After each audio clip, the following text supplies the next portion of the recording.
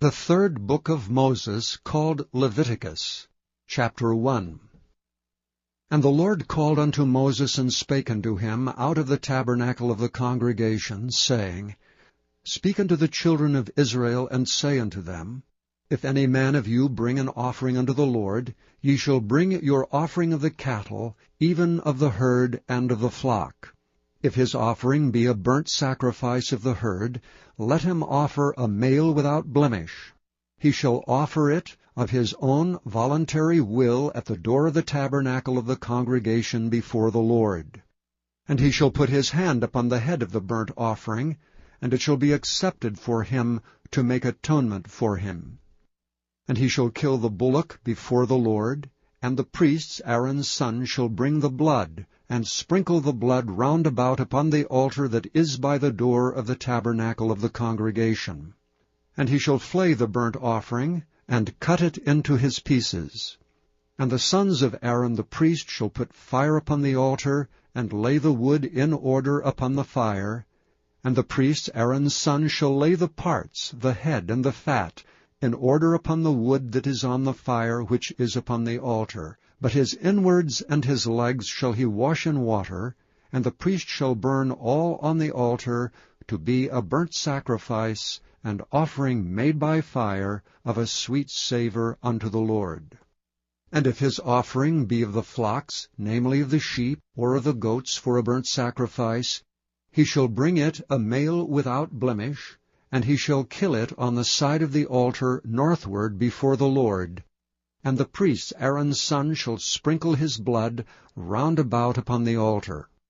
And he shall cut it into his pieces with his head and his fat, and the priest shall lay them in order on the wood that is on the fire which is upon the altar. But he shall wash the inwards and the legs with water, and the priest shall bring it all, and burn it upon the altar. It is a burnt sacrifice, and offering made by fire of a sweet savour unto the Lord. And if the burnt sacrifice for his offering to the Lord be of fowls, then he shall bring his offering of turtle-doves or of young pigeons. And the priest shall bring it unto the altar, and wring off his head, and burn it on the altar.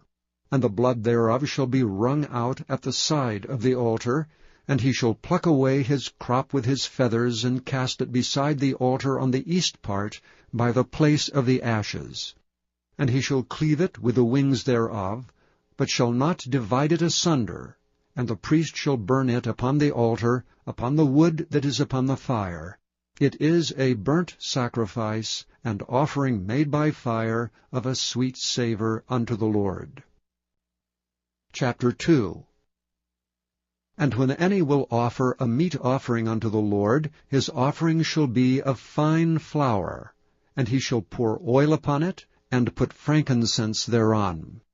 And he shall bring it to Aaron's sons the priests, and he shall take thereout his handful of the flour thereof, and of the oil thereof, with all the frankincense thereof, and the priest shall burn the memorial of it upon the altar, to be an offering made by fire of a sweet savour unto the Lord. And the remnant of the meat offering shall be Aaron's and his sons'. It is a thing most holy of the offerings of the Lord made by fire. And if thou bring an oblation of a meat offering, bacon in the oven, it shall be unleavened cakes of fine flour mingled with oil, or unleavened wafers anointed with oil.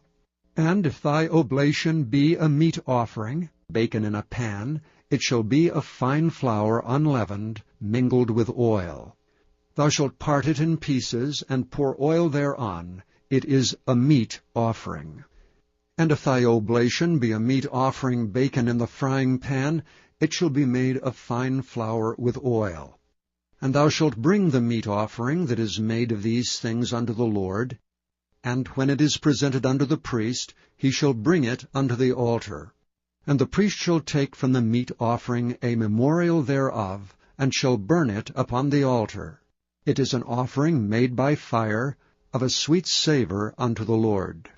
And that which is left of the meat offering shall be Aaron's and his sons.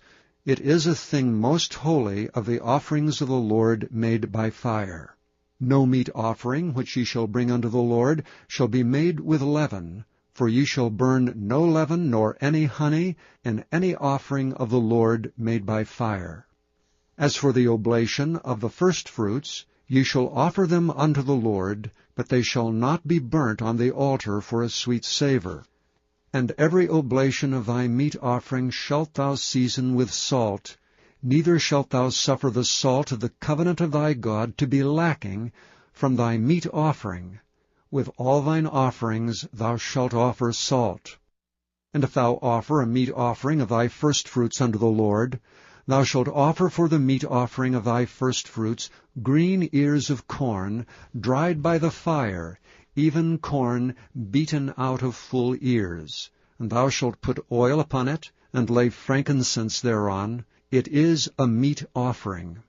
And the priest shall burn the memorial of it, part of the beaten corn thereof, and part of the oil thereof, with all the frankincense thereof.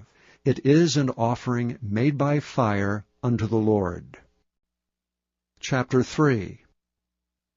And if his oblation be a sacrifice of peace offering, if he offer it of the herd, whether it be a male or female, he shall offer it without blemish before the Lord. And he shall lay his hand upon the head of his offering, and kill it at the door of the tabernacle of the congregation. And Aaron's sons the priest shall sprinkle the blood upon the altar round about. And he shall offer of the sacrifice of the peace offering an offering made by fire unto the Lord, the fat that covereth the inwards, and all the fat that is upon the inwards, and the 2 kidneys, and the fat that is on them, which is by the flanks, and the caul above the liver with the kidneys, it shall he take away. And Aaron's son shall burn it on the altar upon the burnt sacrifice, which is upon the wood that is on the fire. It is an offering made by fire of a sweet savour unto the Lord. And if his offering for a sacrifice of peace offering unto the Lord be of the flock, male or female, he shall offer it without blemish. If he offer a lamb for his offering, then shall he offer it before the Lord. And he shall lay his hand upon the head of his offering, and kill it before the tabernacle of the congregation. And Aaron's son shall sprinkle the blood thereof round about upon the altar. And he shall offer of the sacrifice of the peace offering an offering made by fire unto the Lord, the fat thereof, and the whole rump. It shall he take off hard by the backbone, and the fat that covereth the inwards, and all the fat that is upon the inwards, and the 2 kidneys, and the fat that is upon them, which is by the flanks, and the caul above the liver, with the kidneys, it shall he take away. And the priest shall burn it upon the altar. It is the food of the offering made by fire unto the Lord. And if his offering be of a goat, then he shall offer it before the Lord. And he shall lay his hand upon the head of it, and kill it before the tabernacle of the congregation. And the sons of Aaron shall sprinkle the blood thereof upon the altar round about. And he shall offer thereof his offering, even an offering made by fire unto the Lord, the fat that covereth the inwards, and all the fat that is upon the inwards, and the 2 kidneys, and the fat that is upon them, which is by the flanks, and the caul above the liver, with the kidneys, it shall he take away. And the priest shall burn them upon the altar. It is the food of the offering made by fire for a sweet savour. All the fat is the Lord's. It shall be a perpetual statute for your generations throughout all your dwellings, that ye eat neither fat nor blood. Chapter 4. And the Lord spake unto Moses, saying, Speak unto the children of Israel, saying, If a soul shall sin through ignorance against any of the commandments of the Lord concerning things which ought not to be done, and shall do against any of them, if the priest that is anointed do sin according to the sin of the people, then let him bring for his sin which he hath sinned a young bullock without blemish unto the Lord for a sin offering. And he shall bring the bullock unto the door of the tabernacle of the congregation before the Lord, and shall lay his hand upon the bullock's head, and kill the bullock before the Lord. And the priest that is anointed shall take of the bullock's blood, and bring it to the tabernacle of the congregation. And the priest shall dip his finger in the blood, and sprinkle of the blood 7 times before the Lord, before the veil of the sanctuary. And the priest shall put some of the blood upon the horns of the altar of sweet incense before the Lord, which is in the tabernacle of the congregation, and shall pour all the blood of the bullock at the bottom of the altar of the burnt offering, which is at the door of the tabernacle of the congregation. And he shall take off from it all the fat of the bullock for the sin offering, the fat that covereth the inwards, and all the fat that is upon the inwards, and the 2 kidneys, and the fat that is upon them, which is by the flanks, and the caul above the liver with the kidneys, it shall he take away, as it was taken off from the bullock of the sacrifice of peace offerings, and the priest shall burn them upon the altar of the burnt offering. And the skin of the bullock, and all his flesh with his head, and with his legs, and his inwards, and his dung, even the whole bullock shall he carry forth without the camp unto a clean place, where the ashes are poured out, and burn him on the wood with fire. Where the ashes are poured out shall he be burnt. And if the whole congregation of Israel sin through ignorance, and the thing be hid from the eyes of the assembly, and they have done somewhat against any of the commandments of the Lord concerning things which should not be done, and are guilty, when the sin which they have sinned against it is known, then the congregation shall offer a young bullock for the sin, and bring him before the tabernacle of the congregation. And the elders of the congregation shall lay their hands upon the head of the bullock before the Lord, and the bullock shall be killed before the Lord. And the priest that is anointed shall bring of the bullock's blood to the tabernacle of the congregation. And the priest shall dip his finger in some of the blood, and sprinkle it 7 times before the Lord, even before the veil. And he shall put some of the blood upon the horns of the altar which is before the Lord, that is in the tabernacle of the congregation, and shall pour out all the blood at the bottom of the altar of the burnt offering, which is at the door of the tabernacle of the congregation. And he shall take all his fat from him, and burn it upon the altar. And he shall do with the bullock as he did with the bullock for a sin offering, so shall he do with this, and the priest shall make an atonement for them, and it shall be forgiven them. And he shall carry forth the bullock without the camp, and burn him as he burned the first bullock. It is a sin offering for the congregation. When a ruler hath sinned, and done somewhat through ignorance against any of the commandments of the Lord his God concerning things which should not be done, and is guilty, or if his sin, wherein he hath sinned, come to his knowledge, he shall bring his offering, a kid of the goats, a male without blemish. And he shall lay his hand upon the head of the goat, and kill it in the place where they kill the burnt offering before the Lord. It is a sin offering. And the priest shall take of the blood of the sin offering with his finger, and put it upon the horns of the altar of burnt offering, and shall pour out his blood at the bottom of the altar of burnt offering. And he shall burn all his fat upon the altar, as the fat of the sacrifice of peace offerings. And the priest shall make an atonement for him, as concerning his sin, and it shall be forgiven him. And if any one of the common people sin through ignorance, while he doeth somewhat against any of the commandments of the Lord concerning things which ought not to be done, and be guilty, or if his sin which he hath sinned come to his knowledge, then he shall bring his offering, a kid of the goats, a female without blemish, for his sin which he hath sinned. And he shall lay his hand upon the head of the sin offering, and slay the sin offering in the place of the burnt offering. And the priest shall take of the blood thereof with his finger, and put it upon the horns of the altar of burnt offering, and shall pour out all the blood thereof at the bottom of the altar.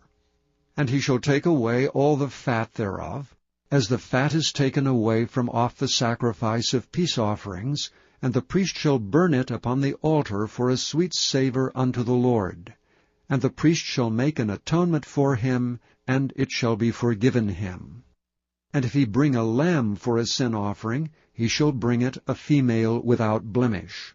And he shall lay his hand upon the head of the sin offering, and slay it for a sin offering in the place where they kill the burnt offering.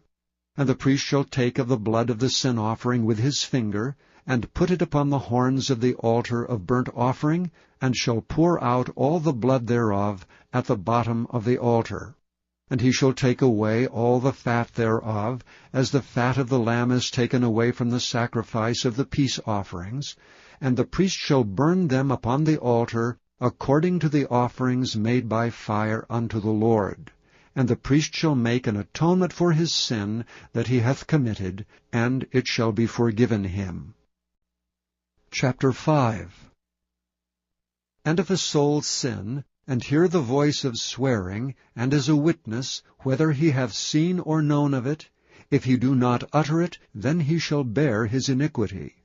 Or if a soul touch any unclean thing, whether it be a carcass of an unclean beast, or a carcass of unclean cattle, or the carcass of unclean creeping things, and if it be hidden from him, he also shall be unclean and guilty. Or if he touch the uncleanness of man, whatsoever uncleanness it be, that a man shall be defiled withal, and it be hid from him, when he knoweth of it, then he shall be guilty. Or if a soul swear, pronouncing with his lips to do evil, or to do good, whatsoever it be that a man shall pronounce with an oath, and it be hid from him, when he knoweth of it, then he shall be guilty in one of these. And it shall be, when he shall be guilty in one of these things, that he shall confess that he hath sinned in that thing. And he shall bring his trespass offering unto the Lord for his sin which he hath sinned, a female from the flock, a lamb or a kid of the goats, for a sin offering, and the priest shall make an atonement for him concerning his sin. And if he be not able to bring a lamb, then he shall bring for his trespass which he hath committed 2 turtle doves, or 2 young pigeons unto the Lord, one for a sin offering, and the other for a burnt offering. And he shall bring them unto the priest, who shall offer that which is for sin offering first, and wring off his head from his neck, but shall not divide it asunder, and he shall sprinkle of the blood of the sin offering upon the side of the altar, and the rest of the blood shall be wrung out at the bottom of the altar. It is a sin offering. And he shall offer the second for a burnt offering, according to the manner, and the priest shall make an atonement for him for his sin which he hath sinned, and it shall be forgiven him. But if he be not able to bring 2 turtle doves or 2 young pigeons, then he that sinneth shall bring for his offering the 10th part of an ephah of fine flour for a sin offering. He shall put no oil upon it, neither shall he put any frankincense thereon, for it is a sin offering. Then shall he bring it to the priest, and the priest shall take his handful of it, even a memorial thereof, and burn it on the altar, according to the offering made by fire unto the Lord. It is a sin offering. And the priest shall make an atonement for him as touching his sin that he hath sinned in one of these, and it shall be forgiven him. And the remnant shall be the priest's as a meat offering. And the Lord spake unto Moses, saying, If a soul commit a trespass, and sin through ignorance in the holy things of the Lord, then he shall bring for his trespass unto the Lord a ram without blemish out of the flocks, with thy estimation of shekels of silver, after the shekel of the sanctuary, for a trespass offering. And he shall make amends for the harm that he hath done in the holy thing, and shall add the 5th part thereto, and give it unto the priest. And the priest shall make an atonement for him with the ram of the trespass offering, and it shall be forgiven him.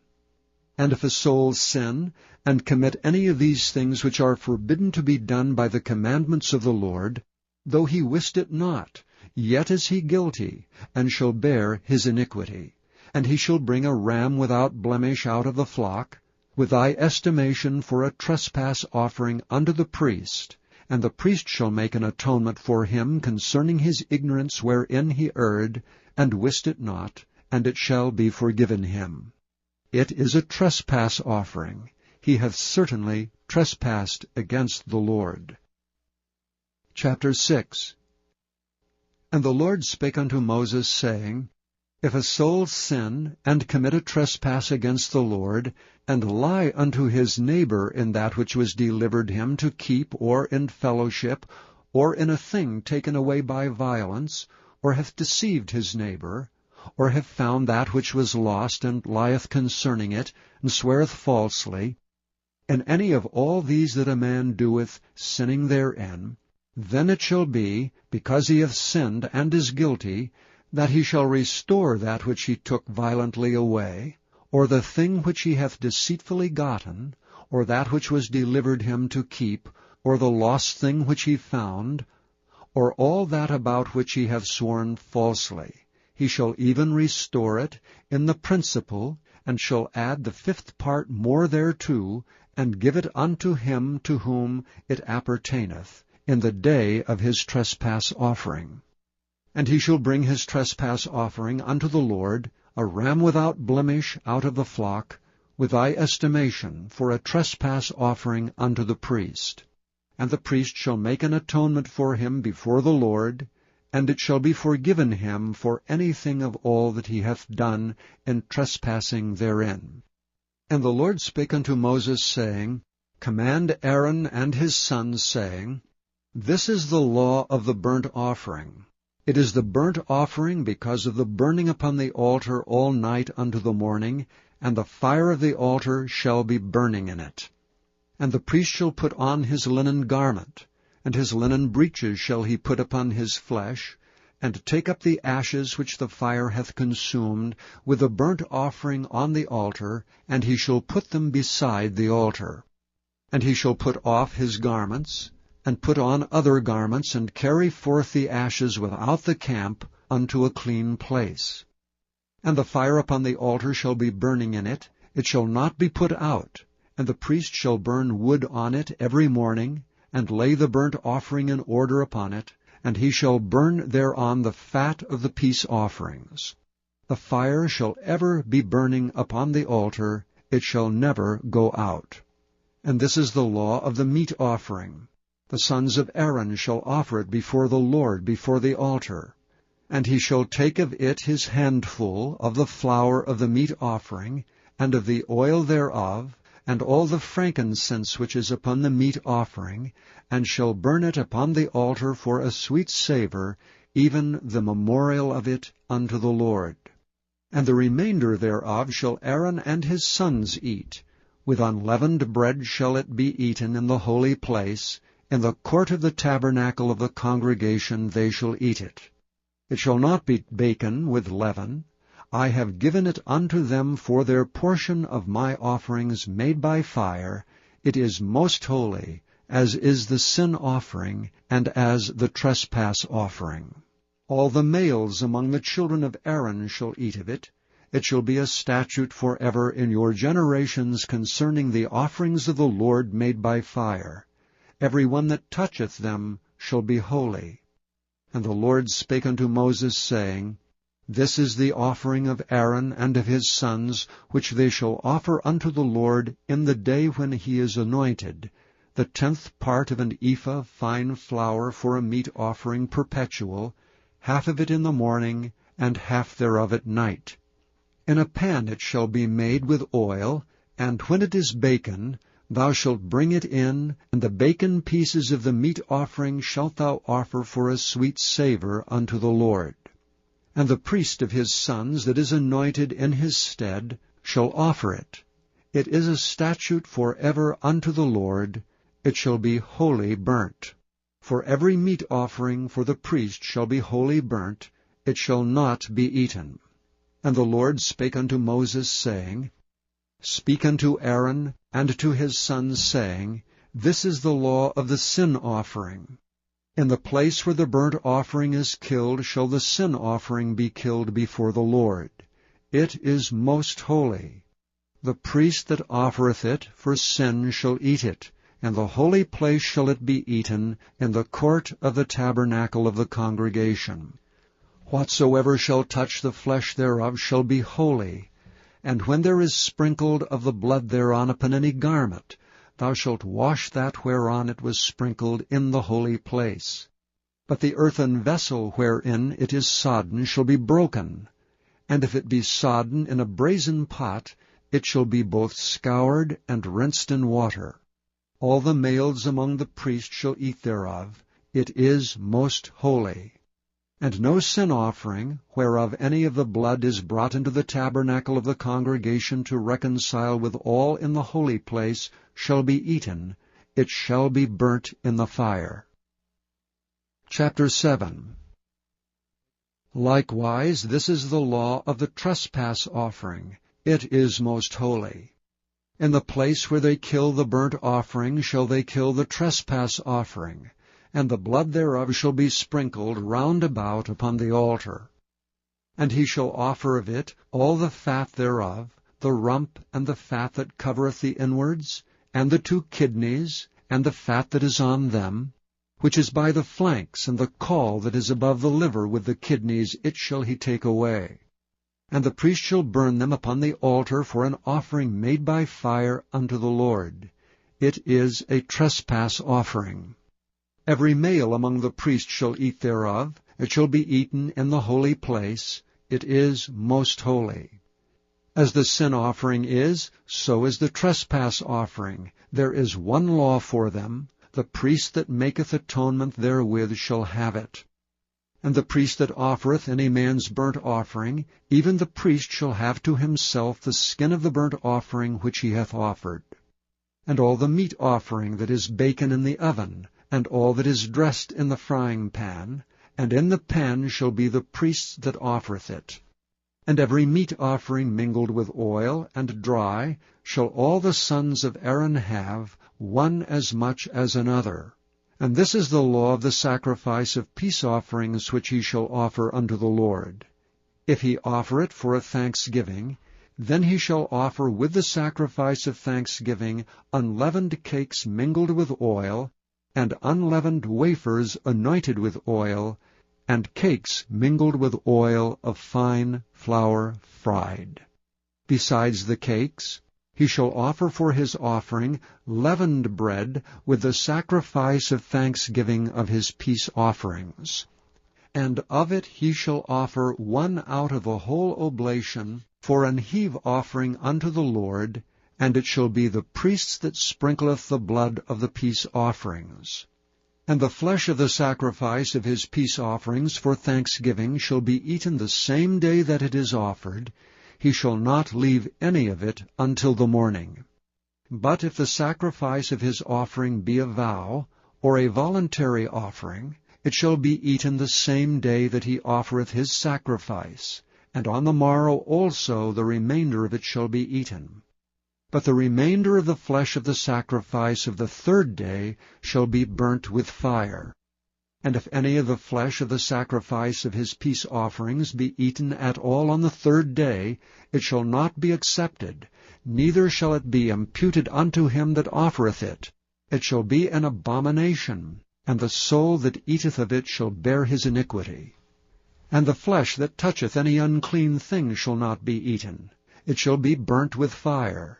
And as for the flesh, all that be clean shall eat thereof.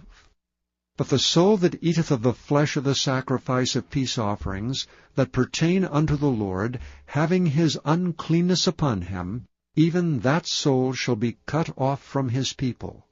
Moreover, the soul that shall touch any unclean thing, as the uncleanness of man, or any unclean beast, or any abominable unclean thing, and eat of the flesh of the sacrifice of peace offerings, which pertain unto the Lord, even that soul shall be cut off from his people.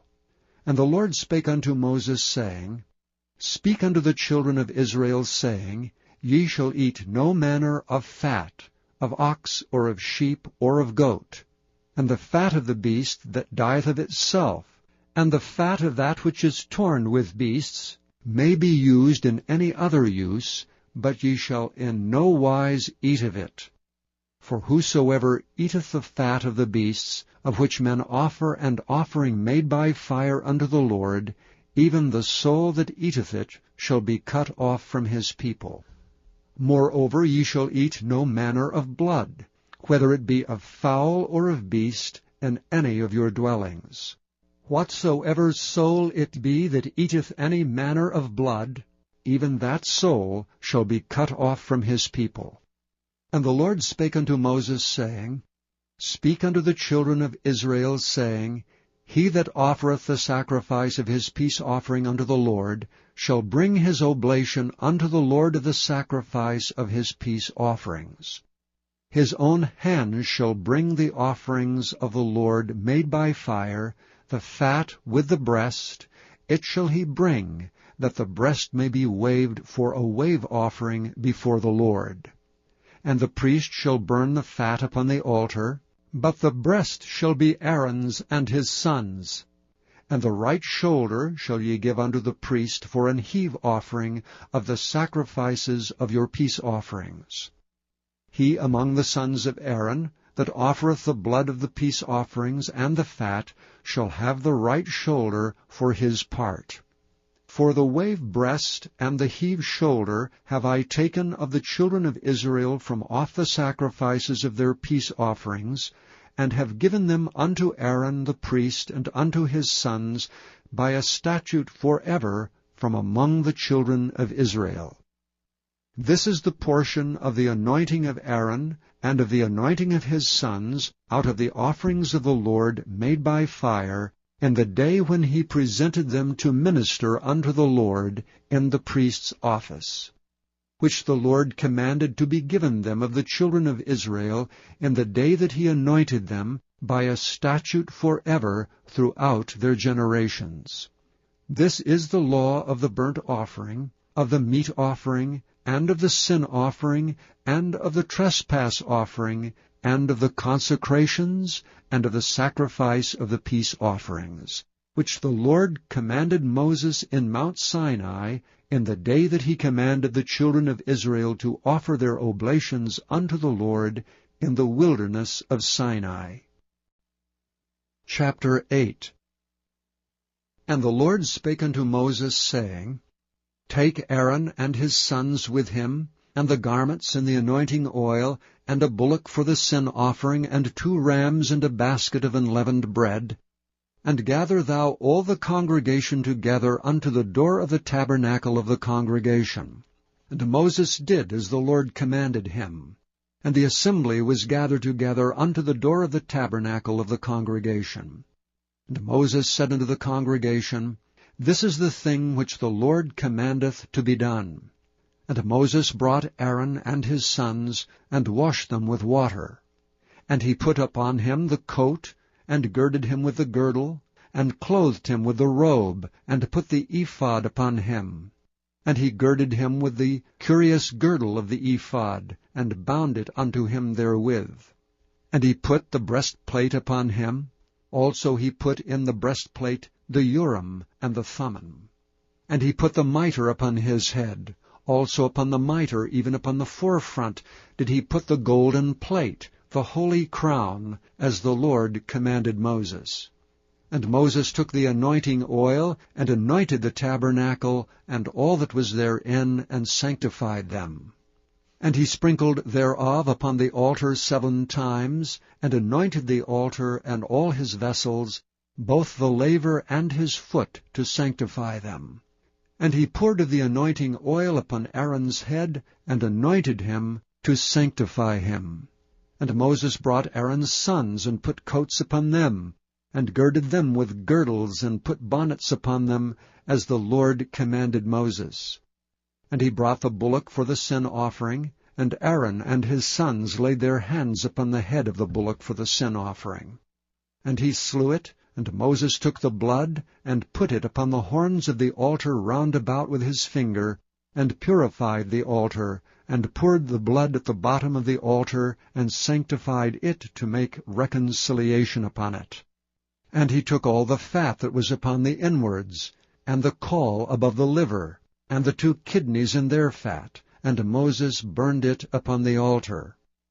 But the bullock and his hide, his flesh, and his dung he burnt with fire without the camp, as the Lord commanded Moses.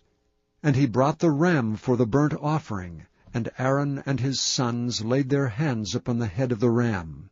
And he killed it, and Moses sprinkled the blood upon the altar round about.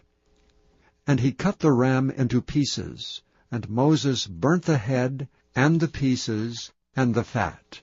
And he washed the inwards and the legs in water. And Moses burnt the whole ram upon the altar.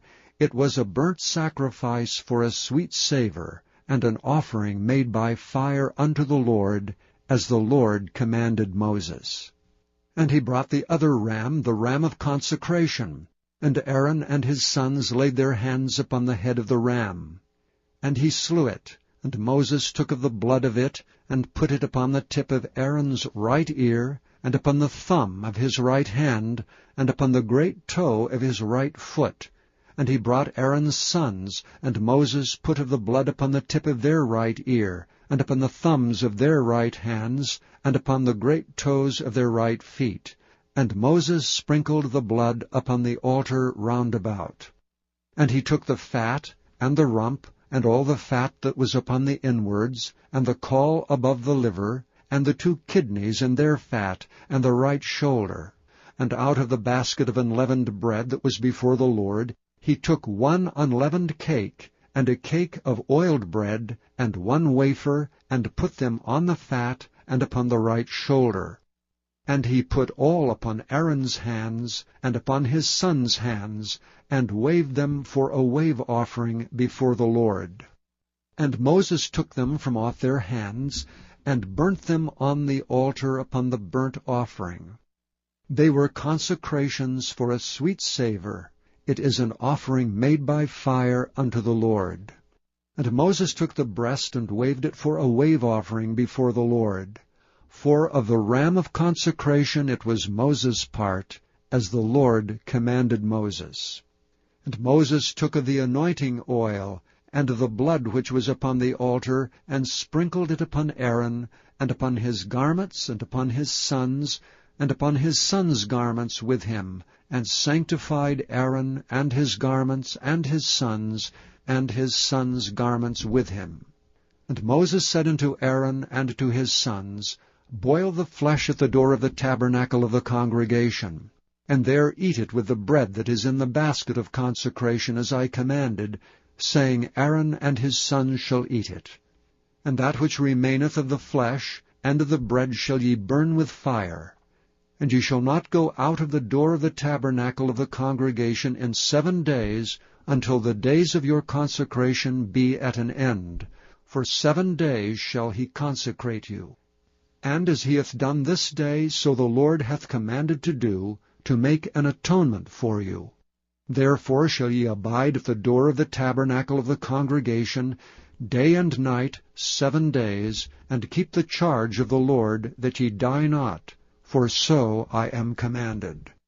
So Aaron and his sons did all things which the Lord commanded by the hand of Moses. Chapter 9. And it came to pass on the 8th day that Moses called Aaron and his sons and the elders of Israel, and he said unto Aaron, Take thee a young calf for a sin offering, and a ram for a burnt offering without blemish, and offer them before the Lord. And unto the children of Israel thou shalt speak, saying, Take ye a kid of the goats for a sin offering, and a calf and a lamb, both of the first year without blemish, for a burnt offering. Also a bullock and a ram for peace offerings to sacrifice before the Lord, and a meat offering mingled with oil, for today the Lord will appear unto you. And they brought that which Moses commanded before the tabernacle of the congregation. And all the congregation drew near and stood before the Lord. And Moses said, This is the thing which the Lord commanded that ye should do, and the glory of the Lord shall appear unto you. And Moses said unto Aaron, Go unto the altar, and offer thy sin offering, and thy burnt offering, and make an atonement for thyself and for the people, and offer the offering of the people, and make an atonement for them, as the Lord commanded. Aaron therefore went unto the altar, and slew the calf of the sin offering which was for himself. And the sons of Aaron brought the blood unto him, and he dipped his finger in the blood, and put it upon the horns of the altar, and poured out the blood at the bottom of the altar. But the fat, and the kidneys, and the caul above the liver of the sin offering, he burnt upon the altar as the Lord commanded Moses. And the flesh and the hide he burnt with fire without the camp. And he slew the burnt offering, and Aaron's sons presented unto him the blood which he sprinkled round about upon the altar. And they presented the burnt offering unto him, with the pieces thereof, and the head, and he burnt them upon the altar. And he did wash the inwards and the legs, and burnt them upon the burnt offering on the altar. And he brought the people's offerings, and took the goat which was the sin offering for the people, and slew it, and offered it for sin as the first. And he brought the burnt offering, and offered it according to the manner. And he brought the meat offering, and took an handful thereof, and burnt it upon the altar beside the burnt sacrifice of the morning. He slew also the bullock and the ram for a sacrifice of peace offerings, which was for the people. And Aaron's sons presented unto him the blood, which he sprinkled upon the altar round about, and the fat of the bullock and of the ram, the rump, and that which covereth the inwards, and the kidneys, and the caul above the liver. And they put the fat upon the breasts, and he burnt the fat upon the altar. And the breasts and the right shoulder Aaron waved for a wave offering before the Lord, as Moses commanded. And Aaron lifted up his hand toward the people, and blessed them, and came down from offering of the sin offering, and the burnt offering, and the peace offerings. And Moses and Aaron went into the tabernacle of the congregation, and came out and blessed the people, and the glory of the Lord appeared unto all the people. And there came a fire out from before the Lord, and consumed upon the altar the burnt offering and the fat, which when all the people saw, they shouted, and fell on their faces. Chapter 10. And Nadab and Abihu, the sons of Aaron, took either of them his censer, and put fire therein, and put incense thereon, and offered strange fire before the Lord, which he commanded them not. And there went out fire from the Lord, and devoured them, and they died before the Lord. Then Moses said unto Aaron, This is it that the Lord spake, saying, I will be sanctified in them that come nigh me, and before all the people I will be glorified. And Aaron held his peace. And Moses called Mishael and Elzaphan the sons of Uzziel, the uncle of Aaron, and said unto them, Come near, carry your brethren from before the sanctuary out of the camp. So they went near and carried them in their coats out of the camp, as Moses had said. And Moses said unto Aaron, and unto Eleazar, and unto Ithamar his sons, Uncover not your heads, neither rend your clothes, lest ye die, and lest wrath come upon all the people. But let your brethren, the whole house of Israel, bewail the burning which the Lord hath kindled.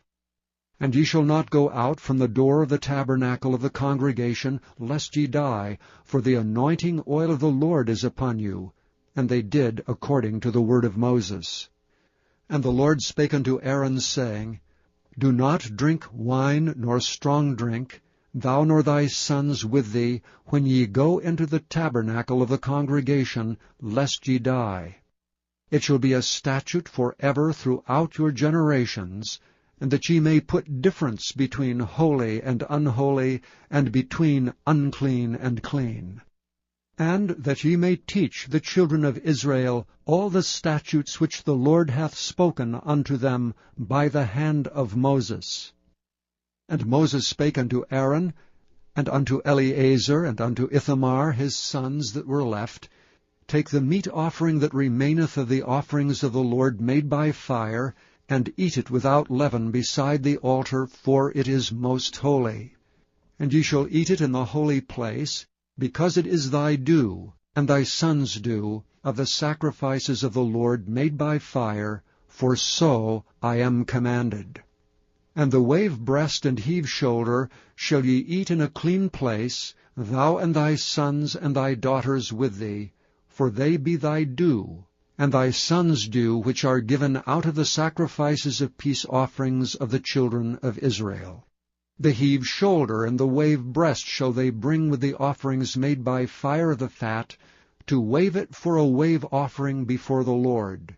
And it shall be thine and thy sons with thee by a statute forever, as the Lord hath commanded. And Moses diligently sought the goat of the sin offering, and behold, it was burnt. And he was angry with Eleazar and Ithamar, the sons of Aaron, which were left alive, saying, Wherefore have ye not eaten the sin offering in the holy place, seeing it is most holy, and God hath given it you to bear the iniquity of the congregation, to make atonement for them before the Lord? Behold, the blood of it was not brought in within the holy place. Ye should indeed have eaten it in the holy place, as I commanded. And Aaron said unto Moses, Behold, this day have they offered their sin offering and their burnt offering before the Lord, and such things have befallen me. And if I had eaten the sin offering today, should it have been accepted in the sight of the Lord? And when Moses heard that, he was content. Chapter 11. And the Lord spake unto Moses and to Aaron, saying unto them, Speak unto the children of Israel, saying, These are the beasts which ye shall eat among all the beasts that are on the earth. Whatsoever parteth the hoof, and is cloven-footed, and cheweth the cud among the beasts, that shall ye eat. Nevertheless, these shall ye not eat of them that chew the cud, or of them that divide the hoof.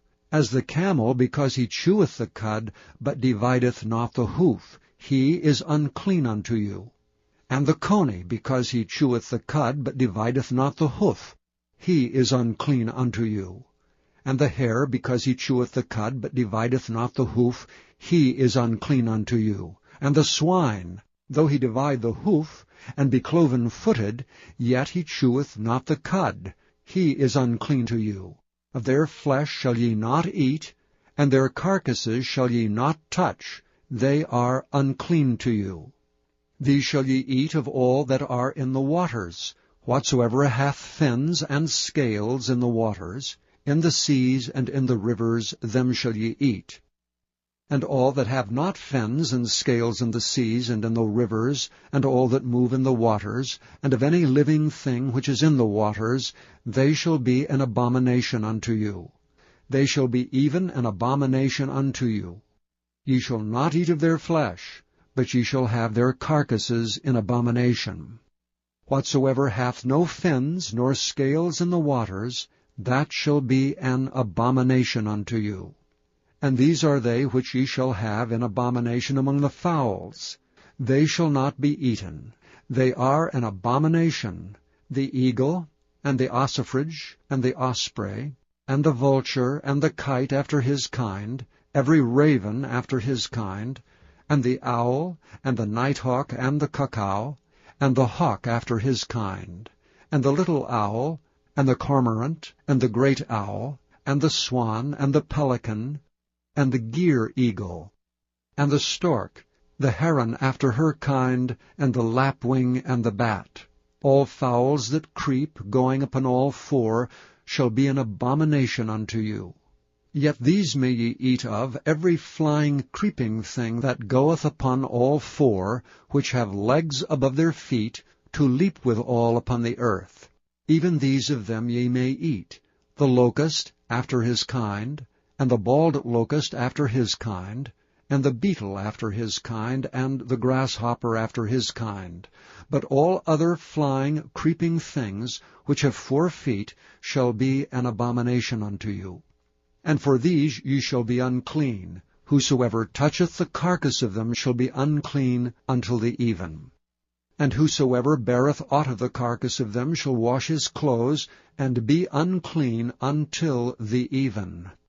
The carcasses of every beast which divideth the hoof, and is not cloven-footed, nor cheweth the cud, are unclean unto you. Every one that toucheth them shall be unclean. And whatsoever goeth upon his paws among all manner of beasts that go on all four, those are unclean unto you. Whoso toucheth their carcass shall be unclean until the even. And he that beareth the carcass of them shall wash his clothes, and be unclean until the even. They are unclean unto you. These also shall be unclean unto you among the creeping things that creep upon the earth, the weasel, and the mouse, and the tortoise after his kind, and the ferret, and the chameleon, and the lizard, and the snail, and the mole. These are unclean to you among all that creep. Whosoever doth touch them, when they be dead, shall be unclean until the even. And upon whatsoever any of them, when they are dead, doth fall, it shall be unclean, whether it be any vessel of wood, or raiment, or skin, or sack, whatsoever vessel it be, wherein any work is done, it must be put into water, and it shall be unclean until the even, so it shall be cleansed. And every earthen vessel, whereinto any of them falleth, whatsoever is in it shall be unclean, and ye shall break it. Of all meat which may be eaten, that on which such water cometh shall be unclean, and all drink that may be drunk in every such vessel shall be unclean. And everything whereupon any part of their carcass falleth shall be unclean, whether it be oven or ranges for pots, they shall be broken down, for they are unclean, and shall be unclean unto you. Nevertheless, a fountain or pit, wherein there is plenty of water, shall be clean, but that which toucheth their carcass shall be unclean. And if any part of their carcass fall upon any sowing seed which is to be sown, it shall be clean. But if any water be put upon the seed, and any part of their carcass fall thereon, it shall be unclean unto you. And if any beast, of which ye may eat, die, he that toucheth the carcass thereof shall be unclean until the even. And he that eateth of the carcass of it shall wash his clothes, and be unclean until the even. He also that beareth the carcass of it shall wash his clothes, and be unclean until the even. And every creeping thing that creepeth upon the earth shall be an abomination, it shall not be eaten. Whatsoever goeth upon the belly, whatsoever goeth upon all four, or whatsoever hath more feet among all creeping things that creep upon the earth, them ye shall not eat, for they are an abomination. Ye shall not make yourselves abominable with any creeping thing that creepeth, neither shall ye make yourselves unclean with them, that ye should be defiled thereby. For I am the Lord your God. Ye shall therefore sanctify yourselves, and ye shall be holy, for I am holy. Neither shall ye defile yourselves with any manner of creeping thing that creepeth upon the earth. For I am the Lord that bringeth you up out of the land of Egypt, to be your God. Ye shall therefore be holy, for I am holy. This is the law of the beasts, and of the fowl, and of every living creature that moveth in the waters, and of every creature that creepeth upon the earth, to make a difference between the unclean and the clean, and between the beast that may be eaten, and the beast that may not be eaten. Chapter 12. And the Lord spake unto Moses, saying, Speak unto the children of Israel, saying, If a woman have conceived seed, and born a man-child, then she shall be unclean 7 days. According to the days of the separation of her infirmity shall she be unclean. And in the 8th day the flesh of his foreskin shall be circumcised. And she shall then continue in the blood of her purifying 33 days. She shall touch no hallowed thing, nor come into the sanctuary, until the days of her purifying be fulfilled. But if she bear a maid-child, then she shall be unclean 2 weeks, as in her separation. And she shall continue in the blood of her purifying 66 days. And when the days of her purifying are fulfilled, for a son or for a daughter, she shall bring a lamb of the first year for a burnt offering, and a young pigeon or a turtle dove for a sin offering unto the door of the tabernacle of the congregation unto the priest, who shall offer it before the Lord, and make an atonement for her, and she shall be cleansed from the issue of her blood. This is the law for her that hath borne a male or a female. And if she be not able to bring a lamb, then she shall bring 2 turtles, or 2 young pigeons, the one for the burnt offering, and the other for a sin offering. And the priest shall make an atonement for her, and she shall be clean. Chapter 13. And the Lord spake unto Moses and Aaron, saying, When a man shall have in the skin of his flesh a rising, a scab, or a bright spot, and it be in the skin of his flesh like the plague of leprosy, then he shall be brought unto Aaron the priest, or unto one of his sons the priests, and the priest shall look on the plague in the skin of the flesh. And when the hair in the plague is turned white, and the plague in sight be deeper than the skin of his flesh, it is a plague of leprosy, and the priest shall look on him and pronounce him unclean. If the bright spot be white in the skin of his flesh, and in sight be not deeper than the skin, and the hair thereof be not turned white, then the priest shall shut up him that hath the plague 7 days. And the priest shall look on him the 7th day, and behold, if the plague in his sight be at a stay, and the plague spread not in the skin, then the priest shall shut him up 7 days more. And the priest shall look on him again the 7th day, and behold, if the plague be somewhat dark, and the plague spread not in the skin, the priest shall pronounce him clean. It is but a scab, and he shall wash his clothes, and be clean. But if the scab spread much abroad in the skin, after that he hath been seen of the priest for his cleansing, he shall be seen of the priest again. And if the priest see that, behold, the scab spreadeth in the skin, then the priest shall pronounce him unclean. It is a leprosy. When the plague of leprosy is in a man, he shall be brought unto the priest. And the priest shall see him, and behold, if the rising be white in the skin, and it have turned the hair white, and there be quick raw flesh in the rising, it is an old leprosy in the skin of his flesh, and the priest shall pronounce him unclean, and shall not shut him up, for he is unclean. And if a leprosy break out abroad in the skin, and the leprosy cover all the skin of him that hath the plague, from his head even to his foot, wheresoever the priest looketh, then the priest shall consider, and behold, if the leprosy have covered all his flesh, he shall pronounce him clean that hath the plague. It is all turned white, he is clean. But when raw flesh appeareth in him, he shall be unclean, and the priest shall see the raw flesh, and pronounce him to be unclean. For the raw flesh is unclean, it is a leprosy. Or if the raw flesh turn again, and be changed unto white, he shall come unto the priest. And the priest shall see him, and behold, if the plague be turned into white, then the priest shall pronounce him clean that hath the plague. He is clean. The flesh also, in which even in the skin thereof was a boil, and is healed, and in the place of the boil there be a white rising, or a bright spot, white and somewhat reddish, and it be showed to the priest, and if when the priest seeth it, behold, it be in sight lower than the skin, and the hair thereof be turned white, the priest shall pronounce him unclean. It is a plague of leprosy broken out of the boil. But if the priest look on it, and behold, there be no white hairs therein, and if it be not lower than the skin, but be somewhat dark, then the priest shall shut him up 7 days. And if it spread much abroad in the skin, then the priest shall pronounce him unclean. It is a plague. But if the bright spots stay in his place, and spread not, it is a burning boil, and the priest shall pronounce him clean.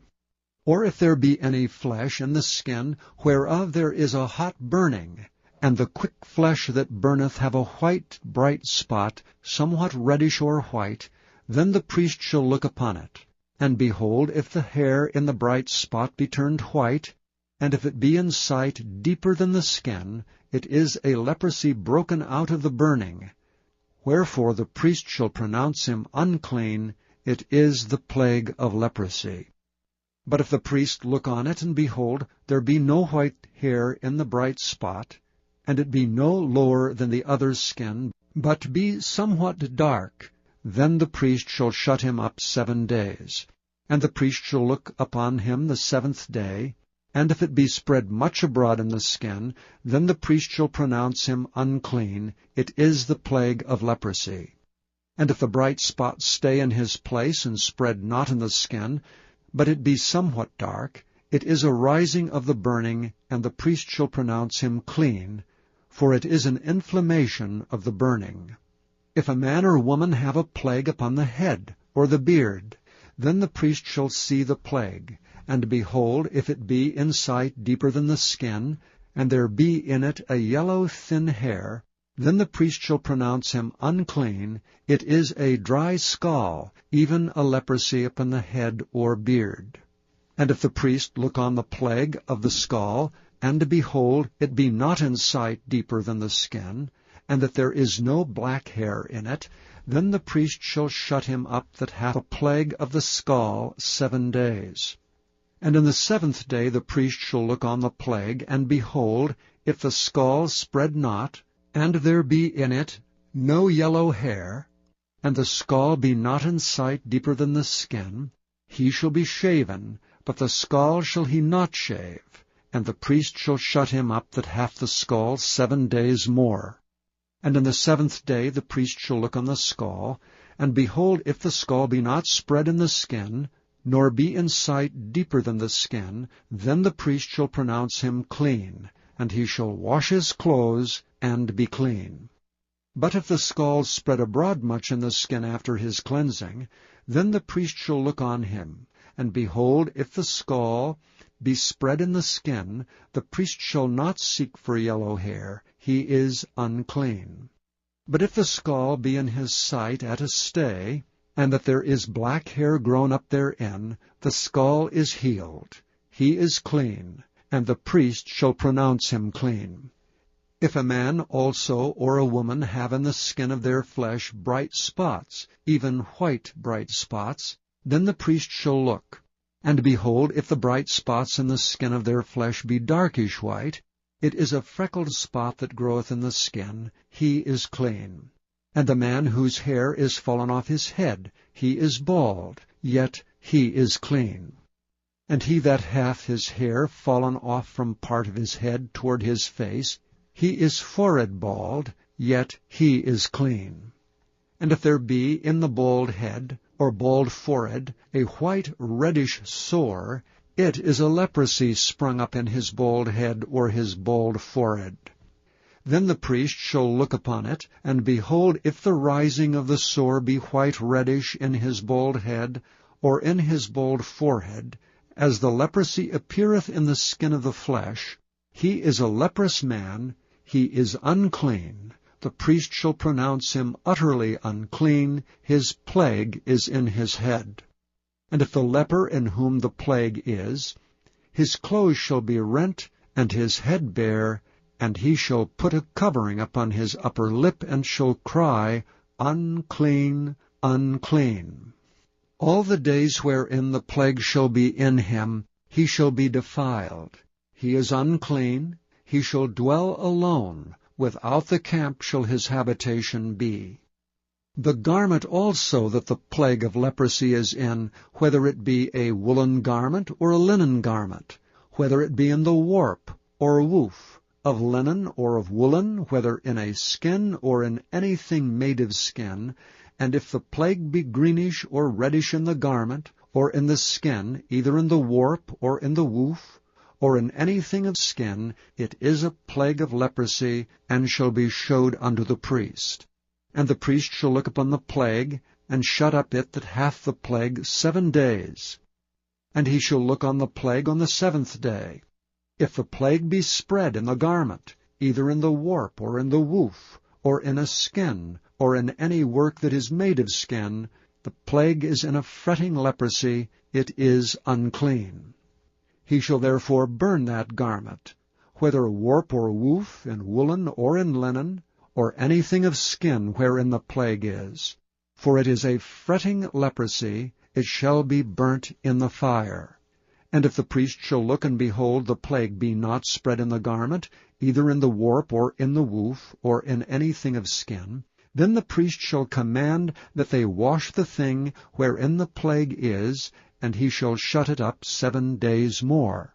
And the priest shall look on the plague, after that it is washed, and behold, if the plague have not changed his color, and the plague be not spread, it is unclean. Thou shalt burn it in the fire, it is fret inward, whether it be bare within or without.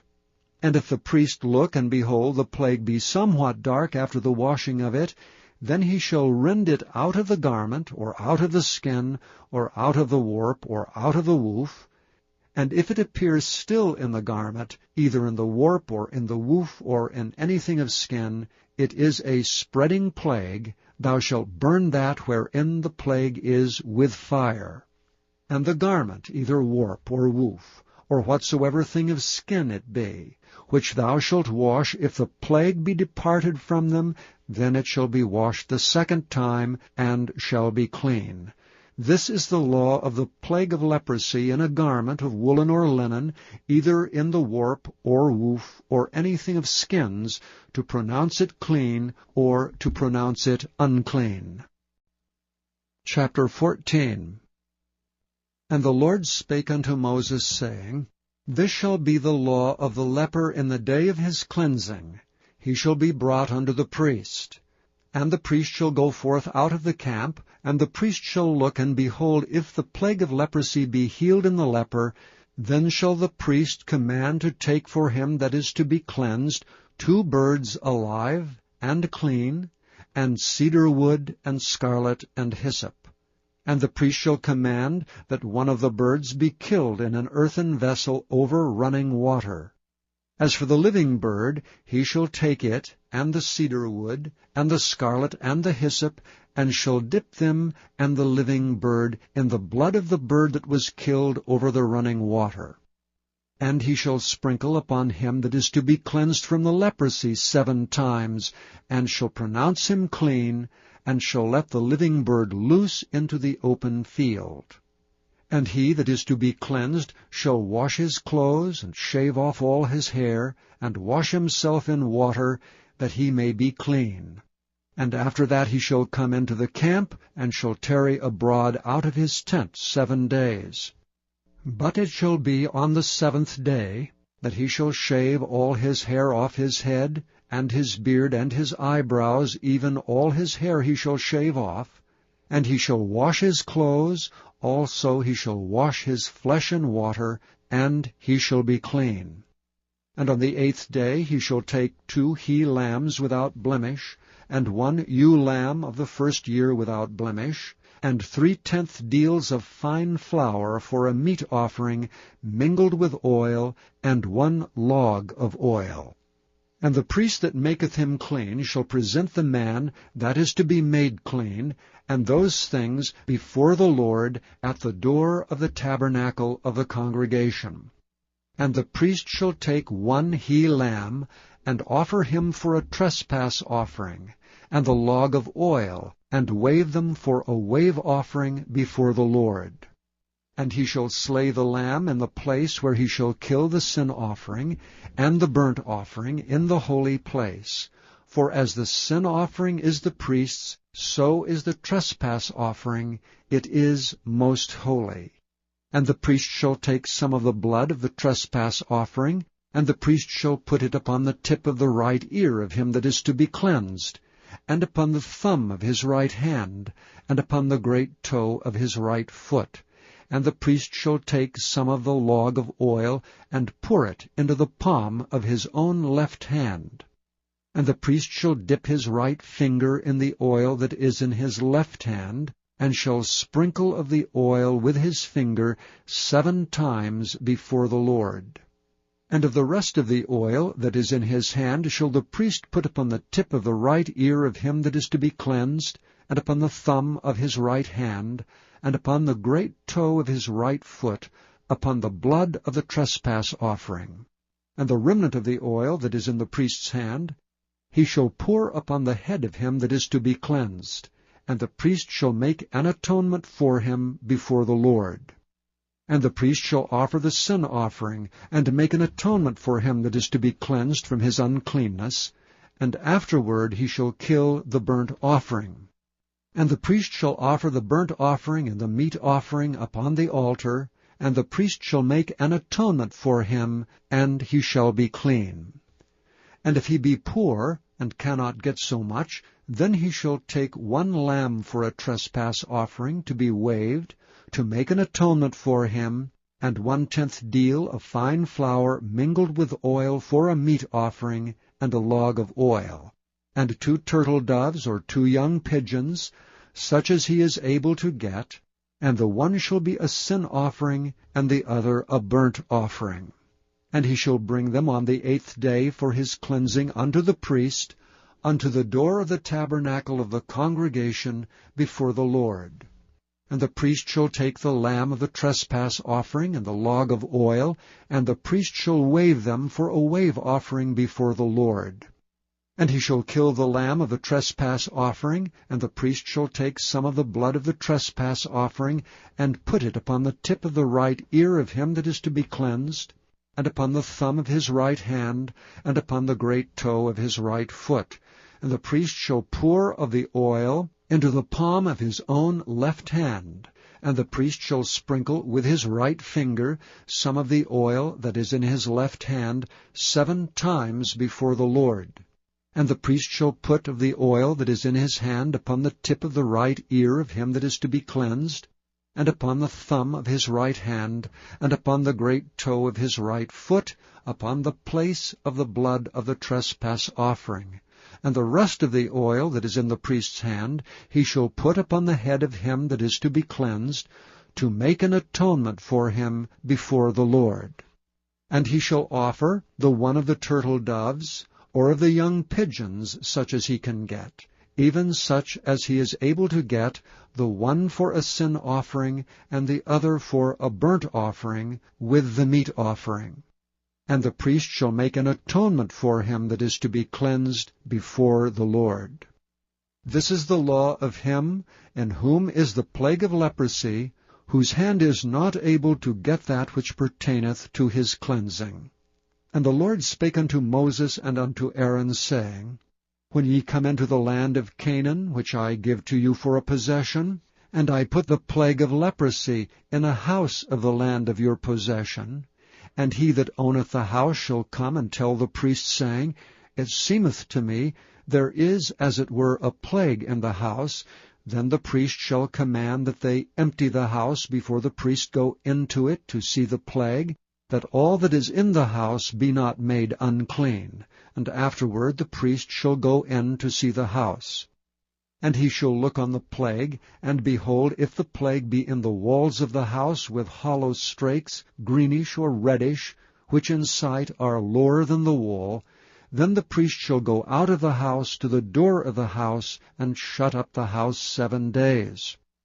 And the priest shall come again the 7th day, and shall look, and behold, if the plague be spread in the walls of the house, then the priest shall command that they take away the stones in which the plague is, and they shall cast them into an unclean place without the city. And he shall cause the house to be scraped within round about, and they shall pour out the dust that they scrape off without the city into an unclean place. And they shall take other stones, and put them in the place of those stones. And he shall take other mortar, and shall plaster the house. And if the plague come again, and break out in the house, after that he hath taken away the stones, and after he hath scraped the house, and after it is plastered, then the priest shall come and look, and behold, if the plague be spread in the house, it is a fretting leprosy in the house, it is unclean. And he shall break down the house, the stones of it, and the timber thereof, and all the mortar of the house, and he shall carry them forth out of the city into an unclean place. Moreover, he that goeth into the house, all the while that is shut up shall be unclean until the even. And he that lieth in the house shall wash his clothes, and he that eateth in the house shall wash his clothes. And if the priest shall come in and look upon it, and behold, the plague hath not spread in the house, after the house was plastered, then the priest shall pronounce the house clean, because the plague is healed. And he shall take to cleanse the house 2 birds, and cedar wood, and scarlet, and hyssop, and he shall kill the one of the birds in an earthen vessel over running water. And he shall take the cedar wood, and the hyssop, and the scarlet, and the living bird, and dip them in the blood of the slain bird, and in the running water, and sprinkle the house 7 times. And he shall cleanse the house with the blood of the bird, and with the running water, and with the living bird, and with the cedar wood, and with the hyssop, and with the scarlet. But he shall let go the living bird out of the city into the open fields, and make an atonement for the house, and it shall be clean. This is the law for all manner of plague of leprosy and scall, and for the leprosy of a garment, and of a house, and for a rising, and for a scab, and for a bright spot, to teach when it is unclean, and when it is clean. This is the law of leprosy. Chapter 15. And the Lord spake unto Moses and to Aaron, saying, Speak unto the children of Israel, and say unto them, When any man hath a running issue out of his flesh, because of his issue he is unclean. And this shall be his uncleanness in his issue, whether his flesh run with his issue, or his flesh be stopped from his issue, it is his uncleanness. Every bed whereon he lieth that hath the issue is unclean, and everything whereon he sitteth shall be unclean. And whosoever toucheth his bed shall wash his clothes, and bathe himself in water, and be unclean until the even. And he that sitteth on anything whereon he sat that hath the issue shall wash his clothes, and bathe himself in water, and be unclean until the even. And he that toucheth the flesh of him that hath the issue shall wash his clothes, and bathe himself in water, and be unclean until the even. And if he that hath the issue spit upon him that is clean, then he shall wash his clothes, and bathe himself in water, and be unclean until the even. And what saddle soever he rideth upon that hath the issue shall be unclean. And whosoever toucheth anything that was under him shall be unclean until the even. And he that beareth any of these things shall wash his clothes, and bathe himself in water, and be unclean until the even. And whomsoever he toucheth that hath the issue, and hath not rinsed his hands in water, he shall wash his clothes, and bathe himself in water, and be unclean until the even. And the vessel of earth that he touched, which hath the issue, shall be broken, and every vessel of wood shall be rinsed in water. And when he that hath an issue is cleansed of his issue, then he shall number to himself 7 days for his cleansing, and wash his clothes, and bathe his flesh in running water, and shall be clean. And on the 8th day he shall take to him 2 turtle doves, or 2 young pigeons, and come before the Lord unto the door of the tabernacle of the congregation, and give them unto the priest. And the priest shall offer them, the one for a sin offering, and the other for a burnt offering. And the priest shall make an atonement for him before the Lord for his issue. And if any man's seed of copulation go out from him, then he shall wash all his flesh in water, and be unclean until the even. And every garment, and every skin whereon is the seed of copulation shall be washed with water, and be unclean until the even. The woman also with whom man shall lie with seed of copulation, they shall both bathe themselves in water, and be unclean until the even. And if a woman have an issue, and her issue in her flesh be blood, she shall be put apart 7 days, and whosoever toucheth her shall be unclean until the even. And everything that she lieth upon in her separation shall be unclean. Everything also that she sitteth upon shall be unclean. And whosoever toucheth her bed shall wash his clothes, and bathe himself in water, and be unclean until the even. And whosoever toucheth anything that she sat upon shall wash his clothes, and bathe himself in water, and be unclean until the even. And if it be on her bed, or on anything whereon she sitteth, when he toucheth it, he shall be unclean until the even. And if any man lie with her at all, and her flowers be upon him, he shall be unclean 7 days, and all the bed whereon he lieth shall be unclean. And if a woman have an issue of her blood many days out of the time of her separation, or if it run beyond the time of her separation, all the days of the issue of her uncleanness shall be as the days of her separation, she shall be unclean. Every bed whereon she lieth all the days of her issue shall be unto her as the bed of her separation, and whatsoever she sitteth upon shall be unclean as the uncleanness of her separation. And whosoever toucheth those things shall be unclean, and shall wash his clothes, and bathe himself in water, and be unclean until the even. But if she be cleansed of her issue, then she shall number to herself 7 days, and after that she shall be clean. And on the 8th day she shall take unto her 2 turtles, or 2 young pigeons, and bring them unto the priest to the door of the tabernacle of the congregation. And the priest shall offer the one for a sin offering, and the other for a burnt offering. And the priest shall make an atonement for her before the Lord for the issue of her uncleanness. Thus shall ye separate the children of Israel from their uncleanness, that they die not in their uncleanness when they defile my tabernacle that is among them. This is the law of him that hath an issue, and of him whose seed goeth from him, and is defiled therewith, and of her that is sick of her flowers, and of him that hath an issue, of the man and of the woman, and of him that lieth with her that is unclean. Chapter 16. And the Lord spake unto Moses after the death of the 2 sons of Aaron, when they offered before the Lord and died. And the Lord said unto Moses, Speak unto Aaron thy brother, that he come not at all times into the holy place within the veil before the mercy seat, which is upon the ark, that he die not. For I will appear in the cloud upon the mercy seat. Thus shall Aaron come into the holy place, with a young bullock for a sin offering, and a ram for a burnt offering. He shall put on the holy linen coat, and he shall have the linen breeches upon his flesh, and shall be girded with a linen girdle, and with a linen mitre shall he be attired.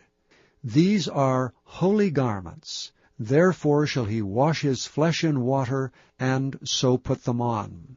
And he shall take of the congregation of the children of Israel 2 kids of the goats for a sin offering, and 1 ram for a burnt offering. And Aaron shall offer his bullock of the sin offering, which is for himself, and make an atonement for himself and for his house. And he shall take the 2 goats, and present them before the Lord at the door of the tabernacle of the congregation. And Aaron shall cast lots upon the 2 goats, 1 lot for the Lord, and the other lot for the scapegoat. And Aaron shall bring the goat upon which the Lord's lot fell, and offer him for a sin offering. But the goat on which the lot fell to be the scapegoat shall be presented alive before the Lord, to make an atonement with him, and to let him go for a scapegoat into the wilderness. And Aaron shall bring the bullock of the sin offering, which is for himself, and shall make an atonement for himself and for his house, and shall kill the bullock of the sin offering which is for himself. And he shall take a censer full of burning coals of fire from off the altar before the Lord, and his hands full of sweet incense beaten small, and bring it within the veil. And he shall put the incense upon the fire before the Lord, that the cloud of the incense may cover the mercy seat that is upon the testimony, that he die not. And he shall take of the blood of the bullock, and sprinkle it with his finger upon the mercy seat eastward, and before the mercy seat shall he sprinkle of the blood with his finger 7 times. Then shall he kill the goat of the sin offering that is for the people, and bring his blood within the veil, and do with that blood as he did with the blood of the bullock, and sprinkle it upon the mercy seat, and before the mercy seat. And he shall make an atonement for the holy place, because of the uncleanness of the children of Israel, and because of their transgressions and all their sins, and so shall he do for the tabernacle of the congregation that remaineth among them in the midst of their uncleanness. And there shall be no man in the tabernacle of the congregation when he goeth in to make an atonement in the holy place, until he come out and have made an atonement for himself, and for his household, and for all the congregation of Israel. And he shall go out unto the altar that is before the Lord, and make an atonement for it, and shall take of the blood of the bullock, and of the blood of the goat, and put it upon the horns of the altar round about. And he shall sprinkle of the blood upon it with his finger 7 times, and cleanse it, and hallow it from the uncleanness of the children of Israel. And when he hath made an end of reconciling the holy place, and the tabernacle of the congregation, and the altar, he shall bring the live goat. And Aaron shall lay both his hands upon the head of the live goat, and confess over him all the iniquities of the children of Israel, and all their transgressions and all their sins, putting them upon the head of the goat, and shall send him away by the hand of a fit man into the wilderness. And the goat shall bear upon him all their iniquities unto a land not inhabited, and he shall let go the goat in the wilderness. And Aaron shall come into the tabernacle of the congregation, and shall put off the linen garments which he put on when he went into the holy place, and shall leave them there.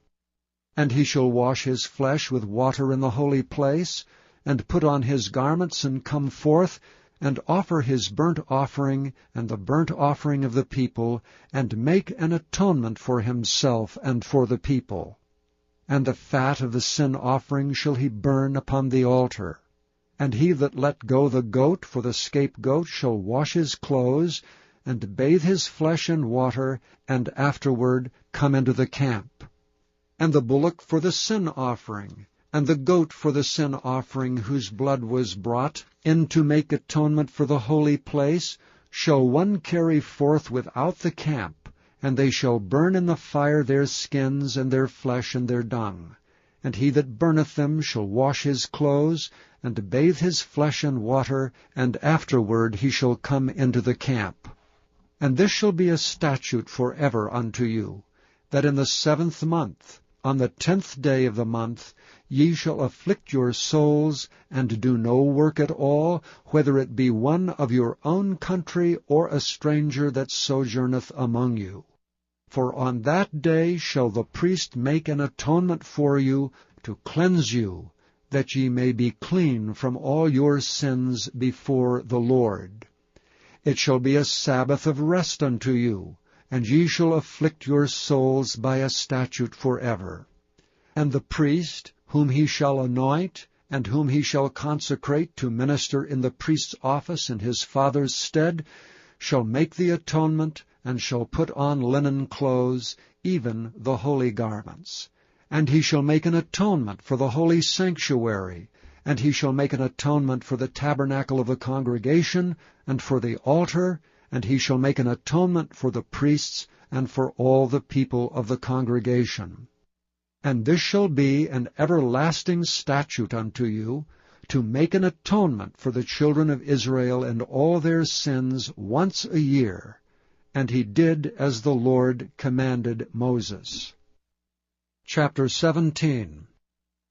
And the Lord spake unto Moses, saying, Speak unto Aaron, and unto his sons, and unto all the children of Israel, and say unto them, This is the thing which the Lord hath commanded, saying, What man soever there be of the house of Israel that killeth an ox, or lamb, or goat in the camp, or that killeth it out of the camp, and bringeth it not unto the door of the tabernacle of the congregation, to offer an offering unto the Lord before the tabernacle of the Lord, blood shall be imputed unto that man. He hath shed blood, and that man shall be cut off from among his people. To the end that the children of Israel may bring their sacrifices which they offer in the open field, even that they may bring them unto the Lord, unto the door of the tabernacle of the congregation, unto the priest, and offer them for peace offerings unto the Lord. And the priest shall sprinkle the blood upon the altar of the Lord at the door of the tabernacle of the congregation, and burn the fat for a sweet savour unto the Lord. And they shall no more offer their sacrifices unto devils, after whom they have gone a-whoring. This shall be a statute for ever unto them, throughout their generations. And thou shalt say unto them, Whatsoever man there be of the house of Israel, or of the strangers which sojourn among you, that offereth a burnt offering or sacrifice, and bringeth it not unto the door of the tabernacle of the congregation to offer it unto the Lord, even that man shall be cut off from among his people. And whatsoever man there be of the house of Israel, or of the strangers that sojourn among you, that eateth any manner of blood, I will even set my face against that soul that eateth blood, and will cut him off from among his people. For the life of the flesh is in the blood, and I have given it to you upon the altar, to make an atonement for your souls, for it is the blood that maketh an atonement for the soul. Therefore I said unto the children of Israel, No soul of you shall eat blood, neither shall any stranger that sojourneth among you eat blood. And whatsoever man there be of the children of Israel, or of the strangers that sojourn among you, which hunteth and catcheth any beast or fowl that may be eaten, he shall even pour out the blood thereof, and cover it with dust. For it is the life of all flesh, the blood of it is for the life thereof. Therefore I said unto the children of Israel, Ye shall eat the blood of no manner of flesh, for the life of all flesh is the blood thereof. Whosoever eateth it shall be cut off. And every soul that eateth that which died of itself, or that which was torn with beasts, whether it be one of your own country or a stranger, he shall both wash his clothes, and bathe himself in water, and be unclean until the even. Then shall he be clean. But if he wash them not, nor bathe his flesh, then he shall bear his iniquity. Chapter 18. And the Lord spake unto Moses, saying, Speak unto the children of Israel, and say unto them, I am the Lord your God. After the doings of the land of Egypt, wherein ye dwelt, shall ye not do. And after the doings of the land of Canaan, whither I bring you, shall ye not do. Neither shall ye walk in their ordinances. Ye shall do my judgments, and keep mine ordinances to walk therein. I am the Lord your God.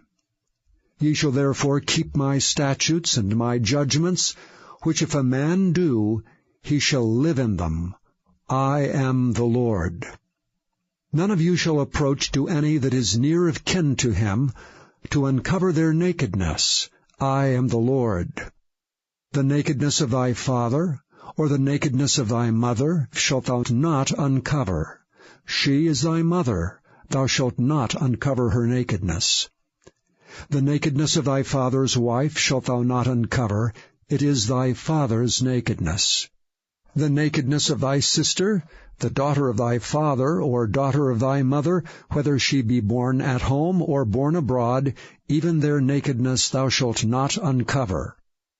The nakedness of thy son's daughter, or of thy daughter's daughter, even their nakedness thou shalt not uncover, for theirs is thine own nakedness.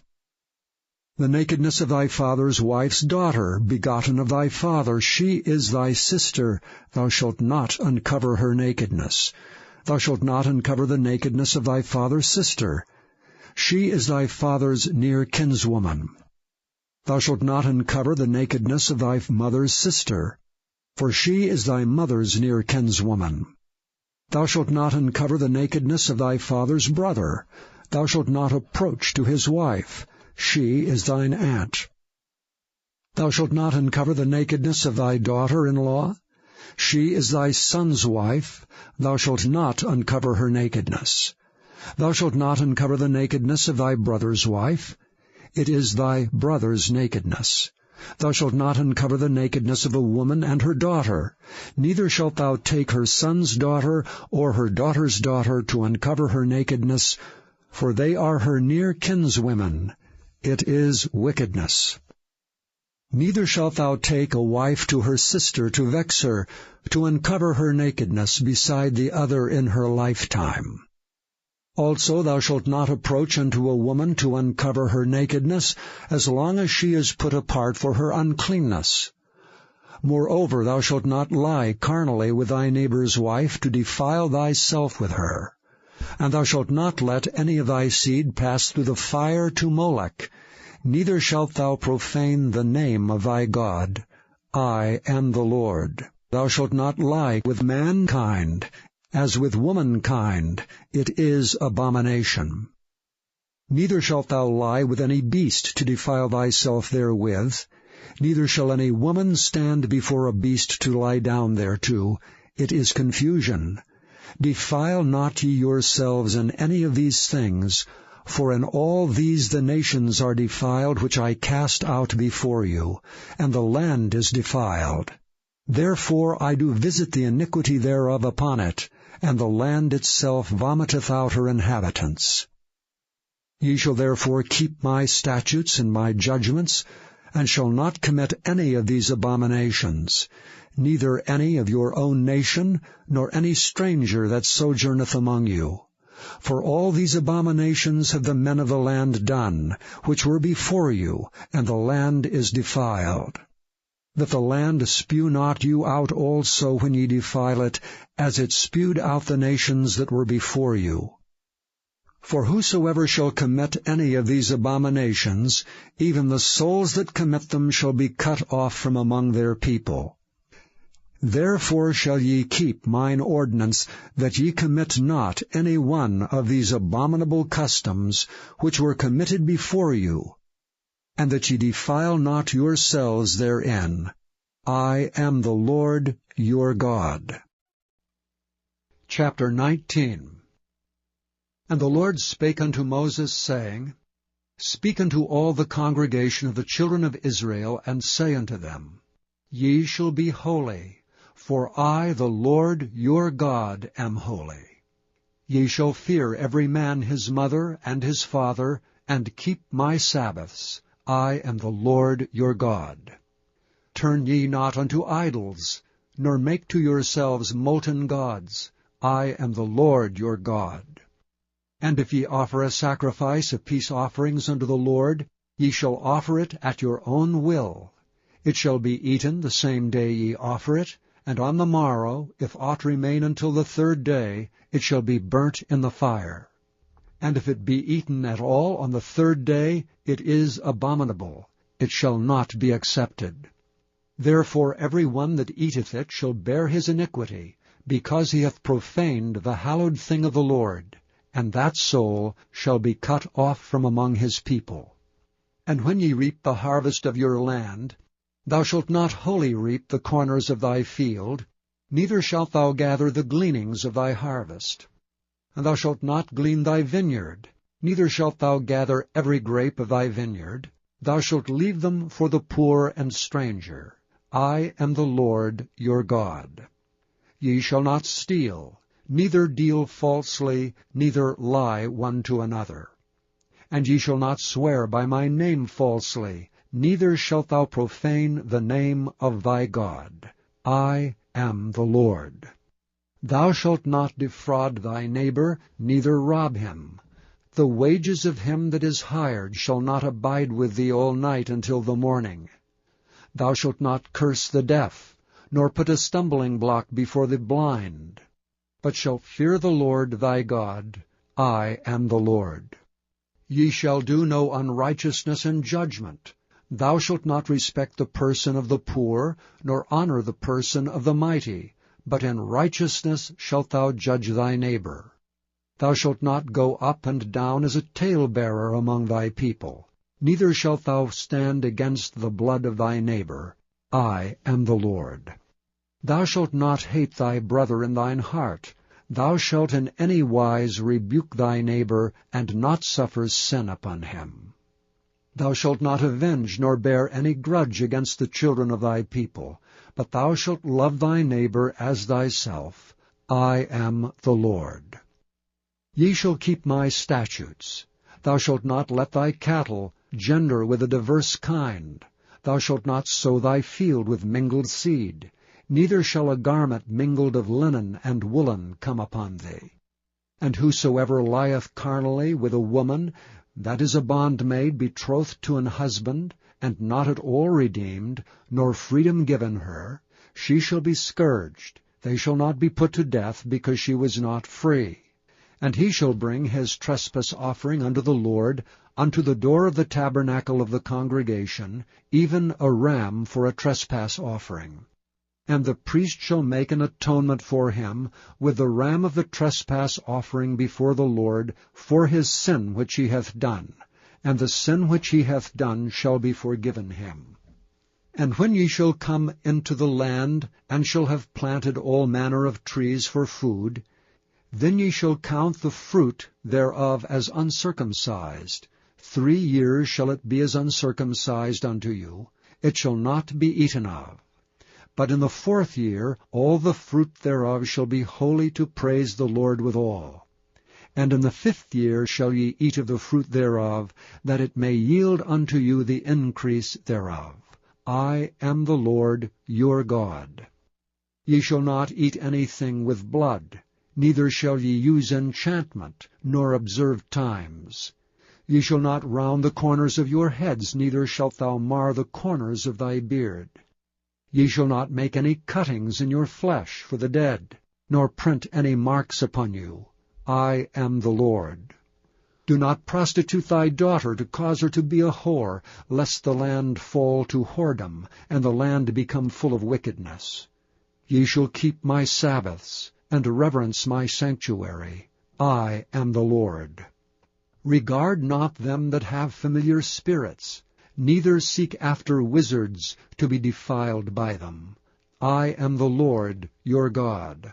Thou shalt rise up before the hoary head, and honor the face of the old man, and fear thy God. I am the Lord. And if a stranger sojourn with thee in your land, ye shall not vex him.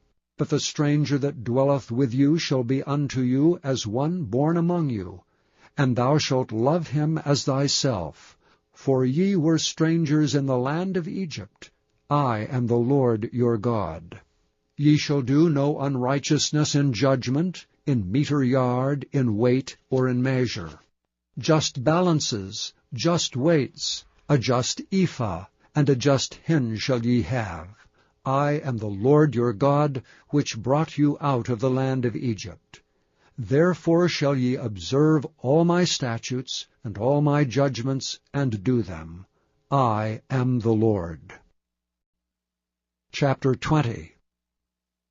And the Lord spake unto Moses, saying, Again thou shalt say to the children of Israel, Whosoever he be of the children of Israel, or of the strangers that sojourn in Israel, that giveth any of his seed unto Moloch, he shall surely be put to death.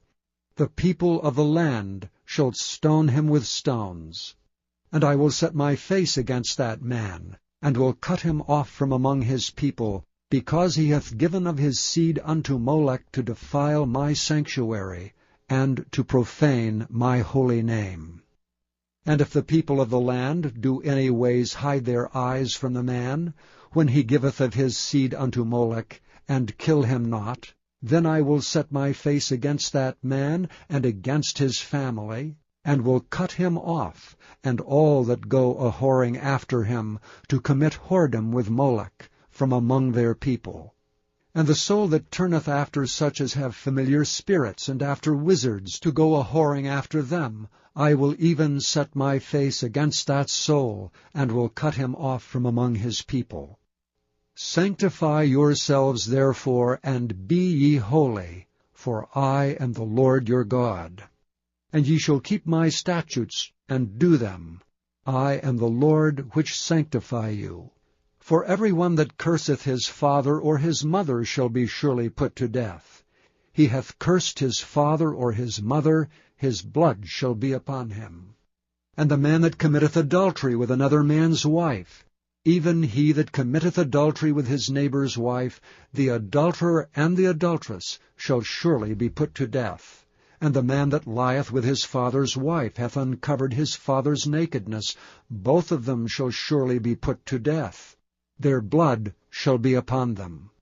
And if a man lie with his daughter-in-law, both of them shall surely be put to death. They have wrought confusion. Their blood shall be upon them. If a man also lie with mankind, as he lieth with a woman, both of them have committed an abomination. They shall surely be put to death, their blood shall be upon them. And if a man take a wife and her mother, it is wickedness. They shall be burnt with fire, both he and they, that there be no wickedness among you. And if a man lie with a beast, he shall surely be put to death, and ye shall slay the beast. And if a woman approach unto any beast, and lie down thereto, thou shalt kill the woman and the beast. They shall surely be put to death. Their blood shall be upon them. And if a man shall take his sister, his father's daughter, or his mother's daughter, and see her nakedness, and she see his nakedness, it is a wicked thing, and they shall be cut off in the sight of their people. He hath uncovered his sister's nakedness. He shall bear his iniquity. And if a man shall lie with a woman having her sickness, and shall uncover her nakedness, he hath discovered her fountain, and she hath uncovered the fountain of her blood, and both of them shall be cut off from among their people. And thou shalt not uncover the nakedness of thy mother's sister, nor of thy father's sister, for he uncovereth his near kin. They shall bear their iniquity. And if a man shall lie with his uncle's wife, he hath uncovered his uncle's nakedness. They shall bear their sin, they shall die childless. And if a man shall take his brother's wife, it is an unclean thing. He hath uncovered his brother's nakedness, they shall be childless. Ye shall therefore keep all my statutes and all my judgments, and do them, that the land whither I bring you to dwell therein spew you not out. And ye shall not walk in the manners of the nation which I cast out before you, for they committed all these things, and therefore I abhorred them. But I have said unto you, ye shall inherit their land, and I will give it unto you to possess it, a land that floweth with milk and honey. I am the Lord your God, which have separated you from other people. Ye shall therefore put difference between clean beasts and unclean, and between unclean fowls and clean. And ye shall not make your souls abominable by beast or by fowl, or by any manner of living thing that creepeth on the ground, which I have separated from you as unclean. And ye shall be holy unto me, for I the Lord am holy, and have severed you from other people, that ye should be mine. A man also or a woman that hath a familiar spirit, or that is a wizard, shall surely be put to death. They shall stone them with stones, their blood shall be upon them. Chapter 21. And the Lord said unto Moses, Speak unto the priests, the sons of Aaron, and say unto them, There shall none be defiled for the dead among his people. But for his kin that is near unto him, that is, for his mother, and for his father, and for his son, and for his daughter, and for his brother, and for his sister a virgin, that is nigh unto him, which hath had no husband, for her may he be defiled. But he shall not defile himself, being a chief man among his people, to profane himself. They shall not make baldness upon their head, neither shall they shave off the corner of their beard, nor make any cuttings in their flesh. They shall be holy unto their God, and not profane the name of their God. For the offerings of the Lord made by fire, and the bread of their God they do offer. Therefore they shall be holy. They shall not take a wife that is a whore, or profane. Neither shall they take a woman put away from her husband, for he is holy unto his God. Thou shalt sanctify him therefore, for he offereth the bread of thy God. He shall be holy unto thee. For I, the Lord, which sanctify you, am holy. And the daughter of any priest, if she profane herself by playing the whore, she profaneth her father, she shall be burnt with fire. And he that is the high priest among his brethren, upon whose head the anointing oil was poured, and that is consecrated to put on the garments, shall not uncover his head, nor rend his clothes, neither shall he go into any dead body, nor defile himself for his father or for his mother. Neither shall he go out of the sanctuary, nor profane the sanctuary of his God. For the crown of the anointing oil of his God is upon him. I am the Lord. And he shall take a wife in her virginity. A widow, or a divorced woman, or profane, or an harlot, these shall he not take, but he shall take a virgin of his own people to wife. Neither shall he profane his seed among his people, for I, the Lord, do sanctify him. And the Lord spake unto Moses, saying, Speak unto Aaron, saying, Whosoever he be of thy seed in their generation, that hath any blemish, let him not approach to offer the bread of his God. For whatsoever man he be that hath a blemish, he shall not approach, a blind man, or a lame, or he that hath a flat nose, or anything superfluous, or a man that is broken-footed or broken-handed, or crook-backed, or a dwarf, or that hath a blemish in his eye, or be scurvy, or scabbed, or hath his stones broken. No man that hath a blemish of the seed of Aaron the priest shall come nigh to offer the offerings of the Lord made by fire. He hath a blemish. He shall not come nigh to offer the bread of his God. He shall eat the bread of his God, both of the most holy and of the holy. Only he shall not go in unto the veil, nor come nigh unto the altar, because he hath a blemish, that he profane not my sanctuaries. For I, the Lord, do sanctify them. And Moses told it unto Aaron, and to his sons, and to all the children of Israel. Chapter 22.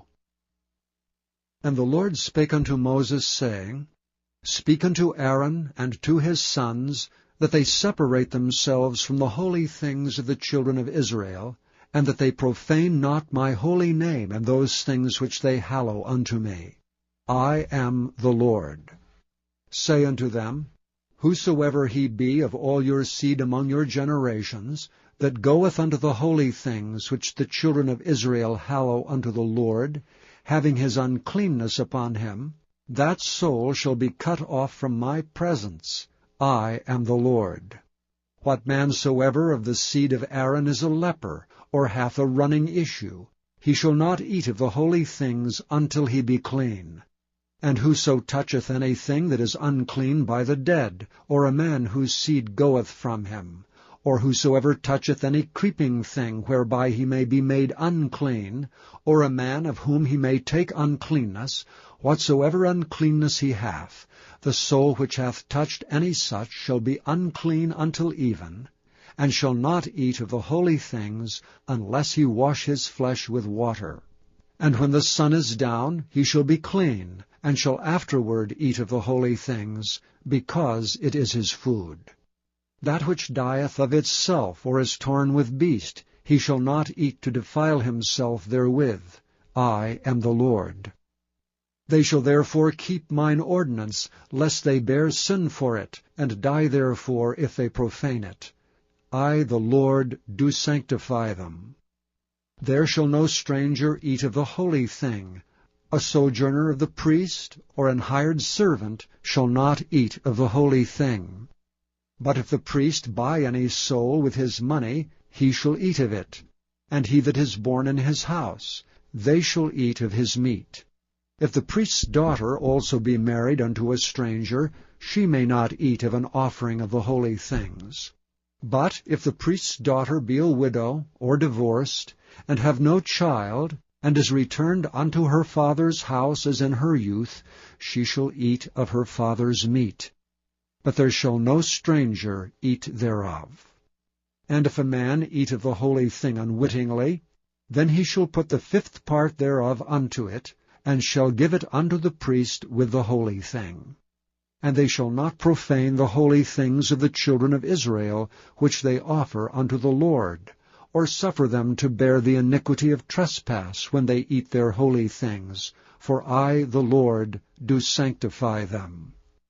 And the Lord spake unto Moses, saying, Speak unto Aaron, and to his sons, and to all the children of Israel, and say unto them, Whatsoever he be of the house of Israel, or of the strangers in Israel, that will offer his oblation for all his vows, and for all his freewill offerings, which they will offer unto the Lord for a burnt offering, ye shall offer at your own will a male without blemish of the beeves, of the sheep, or of the goats. But whatsoever hath a blemish, that shall ye not offer, for it shall not be acceptable for you. And whosoever offereth a sacrifice of peace offerings unto the Lord, to accomplish his vow, or a freewill offering in beeves or sheep, it shall be perfect to be accepted. There shall be no blemish therein. Blind, or broken, or maimed, or having a wen, or scurvy, or scabbed, ye shall not offer these unto the Lord, nor make an offering by fire of them upon the altar unto the Lord. Either a bullock or a lamb that hath anything superfluous or lacking in his parts, that mayest thou offer for a freewill offering, but for a vow it shall not be accepted. Ye shall not offer unto the Lord that which is bruised, or crushed, or broken, or cut. Neither shall ye make any offering thereof in your land. Neither from a stranger's hand shall ye offer the bread of your God of any of these, because their corruption is in them, and blemishes be in them. They shall not be accepted for you. And the Lord spake unto Moses, saying, When a bullock or a sheep or a goat is brought forth, then it shall be 7 days under the dam, and from the 8th day and thenceforth it shall be accepted for an offering made by fire unto the Lord. And whether it be cow or ewe, ye shall not kill it and her young both in 1 day. And when ye will offer a sacrifice of thanksgiving unto the Lord, offer it at your own will. On the same day it shall be eaten up, ye shall leave none of it until the morrow. I am the Lord. Therefore shall ye keep my commandments and do them. I am the Lord. Neither shall ye profane my holy name, but I will be hallowed among the children of Israel. I am the Lord which hallow you, that brought you out of the land of Egypt to be your God. I am the Lord. Chapter 23. And the Lord spake unto Moses, saying, Speak unto the children of Israel, and say unto them, Concerning the feasts of the Lord, which ye shall proclaim to be holy convocations, even these are my feasts. 6 days shall work be done, but the 7th day is the Sabbath of rest, and holy convocation. Ye shall do no work therein. It is the Sabbath of the Lord in all your dwellings. These are the feasts of the Lord, even holy convocations, which ye shall proclaim in their seasons. In the 14th day of the 1st month at even is the Lord's Passover. And on the 15th day of the same month is the feast of unleavened bread unto the Lord. 7 days ye must eat unleavened bread. In the 1st day ye shall have an holy convocation. Ye shall do no servile work therein. But ye shall offer an offering made by fire unto the Lord 7 days. In the 7th day is an holy convocation. Ye shall do no servile work therein.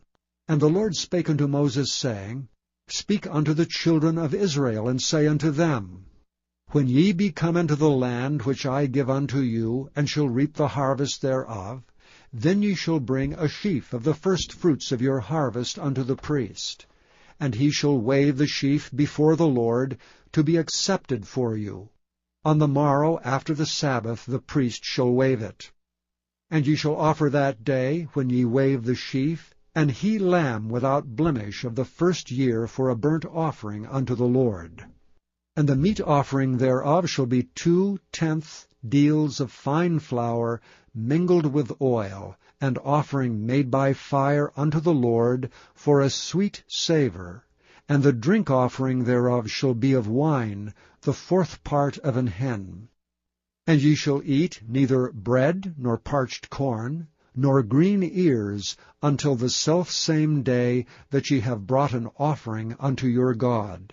It shall be a statute forever throughout your generations in all your dwellings.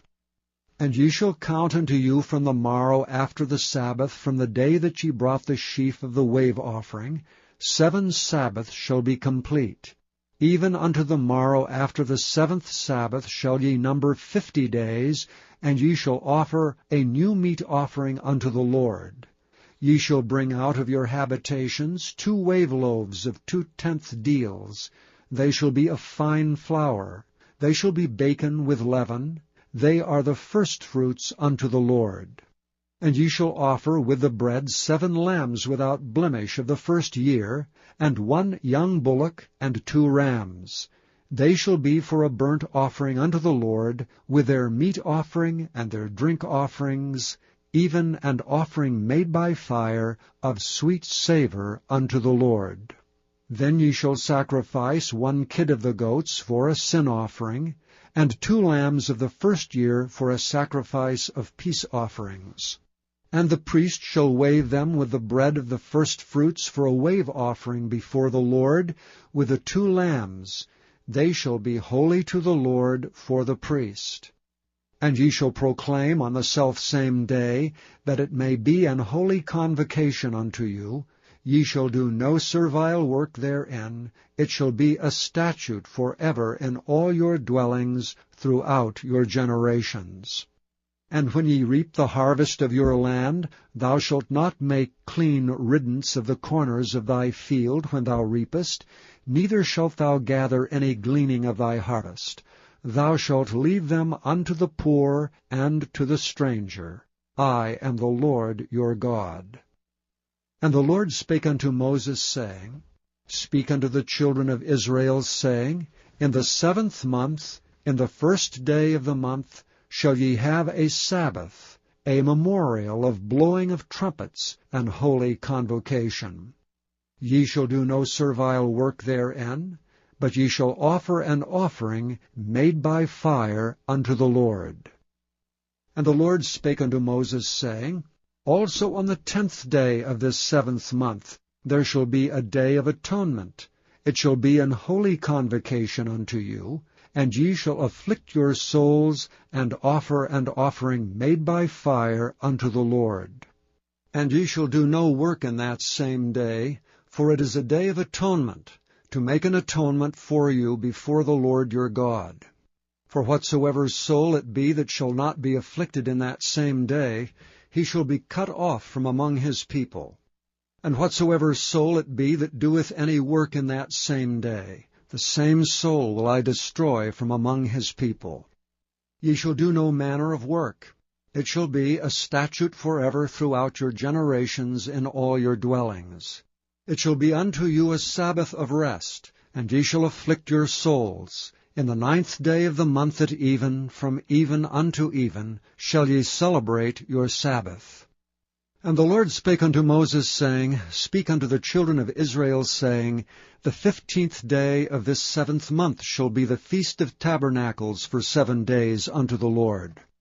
On the 1st day shall be an holy convocation. Ye shall do no servile work therein. 7 days ye shall offer an offering made by fire unto the Lord. On the 8th day shall be an holy convocation unto you. And ye shall offer an offering made by fire unto the Lord. It is a solemn assembly, and ye shall do no servile work therein. These are the feasts of the Lord, which ye shall proclaim to be holy convocations, to offer an offering made by fire unto the Lord. a burnt offering and a meat offering, a sacrifice and drink offerings, everything upon his day, beside the Sabbaths of the Lord, and beside your gifts, and beside all your vows, and beside all your freewill offerings, which ye give unto the Lord. Also in the 15th day of the 7th month, when ye have gathered in the fruit of the land, ye shall keep a feast unto the Lord 7 days. On the 1st day shall be a Sabbath, and on the 8th day shall be a Sabbath. And ye shall take you on the 1st day the boughs of goodly trees, branches of palm trees, and the boughs of thick trees, and willows of the brook, and ye shall rejoice before the Lord your God 7 days. And ye shall keep it a feast unto the Lord 7 days in the year. It shall be a statute for ever in your generations. Ye shall celebrate it in the 7th month. Ye shall dwell in booths 7 days. All that are Israelites born shall dwell in booths, that your generations may know that I made the children of Israel to dwell in booths when I brought them out of the land of Egypt. I am the Lord your God. And Moses declared unto the children of Israel the feasts of the Lord. Chapter 24. And the Lord spake unto Moses, saying, Command the children of Israel that they bring unto thee pure oil olive beaten for the light, to cause the lamps to burn continually. Without the veil of the testimony, in the tabernacle of the congregation, shall Aaron order it from the evening unto the morning before the Lord continually. It shall be a statute for ever in your generations. He shall order the lamps upon the pure candlestick before the Lord continually. And thou shalt take fine flour, and bake 12 cakes thereof. 2/10 deals shall be in 1 cake. And thou shalt set them in 2 rows, 6 on a row, upon the pure table before the Lord. And thou shalt put pure frankincense upon each row, that it may be on the bread for a memorial, even an offering made by fire unto the Lord. Every Sabbath he shall set it in order before the Lord continually, being taken from the children of Israel by an everlasting covenant. And it shall be Aaron's and his sons, and they shall eat it in the holy place. For it is most holy unto him of the offerings of the Lord made by fire by a perpetual statute. And the son of an Israelitish woman, whose father was an Egyptian, went out among the children of Israel, and this son of the Israelitish woman and a man of Israel strove together in the camp. And the Israelitish woman's son blasphemed the name of the Lord and cursed. And they brought him unto Moses, and his mother's name was Shelomith, the daughter of Dibri, of the tribe of Dan. And they put him in ward, that the mind of the Lord might be showed them. And the Lord spake unto Moses, saying, Bring forth him that hath cursed without the camp, and let all that heard him lay their hands upon his head, and let all the congregation stone him. And thou shalt speak unto the children of Israel, saying, Whosoever curseth his God shall bear his sin. And he that blasphemeth the name of the Lord, he shall surely be put to death, and all the congregation shall certainly stone him, as well the stranger as he that is born in the land, when he blasphemeth the name of the Lord, shall be put to death. And he that killeth any man shall surely be put to death. And he that killeth a beast shall make it good, beast for beast. And if a man cause a blemish in his neighbor, as he hath done, so shall it be done to him. Breach for breach, eye for eye, tooth for tooth. As he hath caused a blemish in a man, so shall it be done to him again. And he that killeth a beast, he shall restore it. And he that killeth a man, he shall be put to death. Ye shall have one manner of law, as well for the stranger as for one of your own country, for I am the Lord your God. And Moses spake to the children of Israel, that they should bring forth him that had cursed out of the camp, and stone him with stones. And the children of Israel did as the Lord commanded Moses. Chapter 25. And the Lord spake unto Moses in Mount Sinai, saying, Speak unto the children of Israel, and say unto them, When ye come into the land which I give you, then shall the land keep a Sabbath unto the Lord. 6 years thou shalt sow thy fields, and 6 years thou shalt prune thy vineyard, and gather in the fruit thereof. But in the 7th year shall be a Sabbath of rest unto the land, a Sabbath for the Lord. Thou shalt neither sow thy field, nor prune thy vineyard. That which groweth of its own accord by thy harvest thou shalt not reap, neither gather the grapes of thy vine undressed, for it is a year of rest unto the land.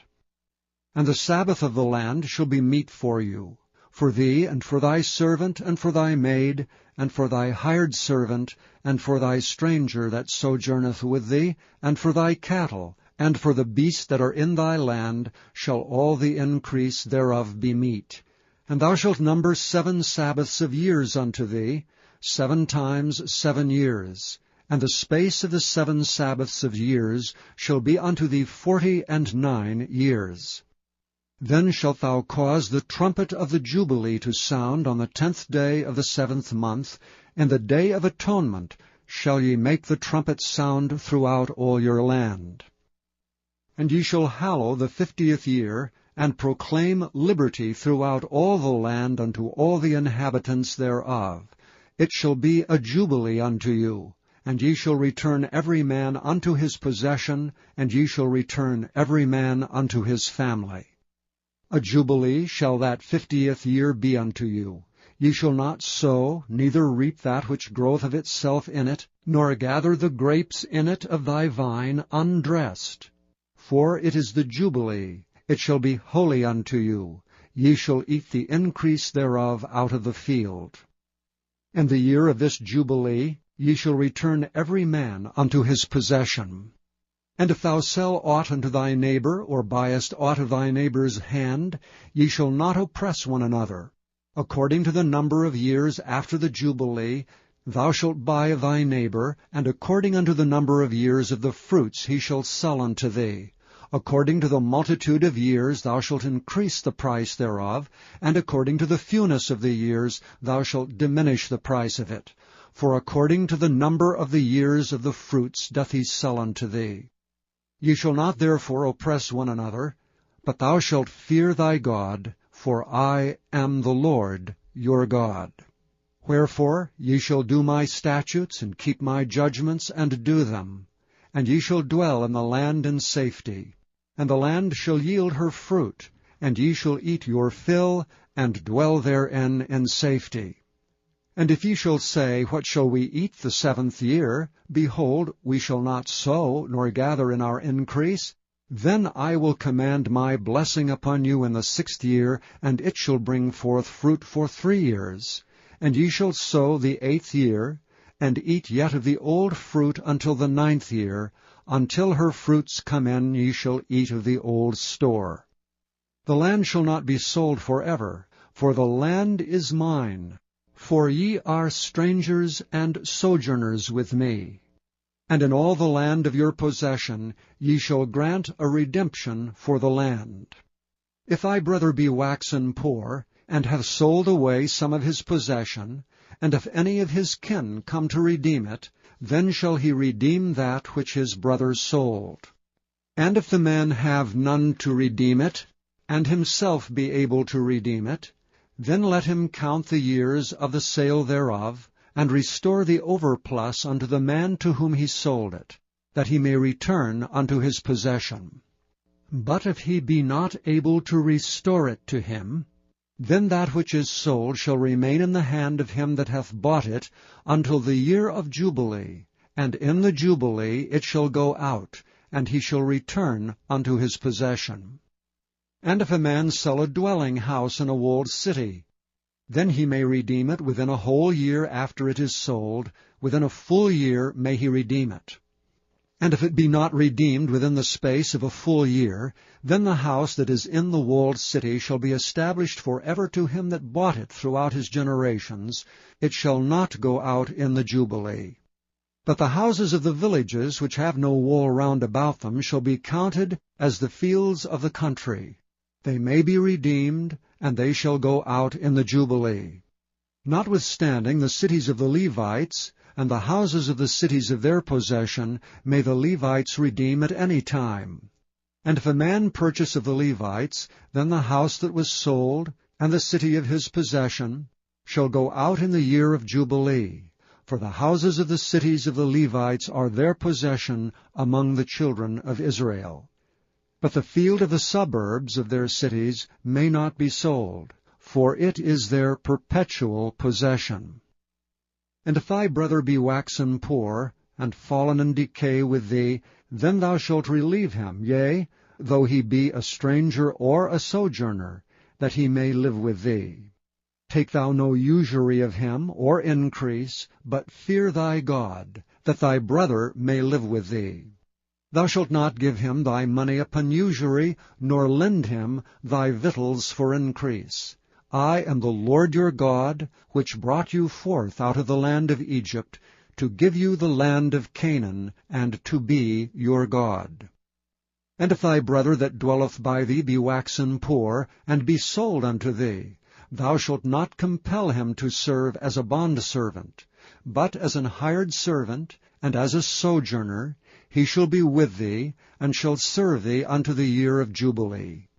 And then shall he depart from thee, both he and his children with him, and shall return unto his own family, and unto the possession of his fathers shall he return.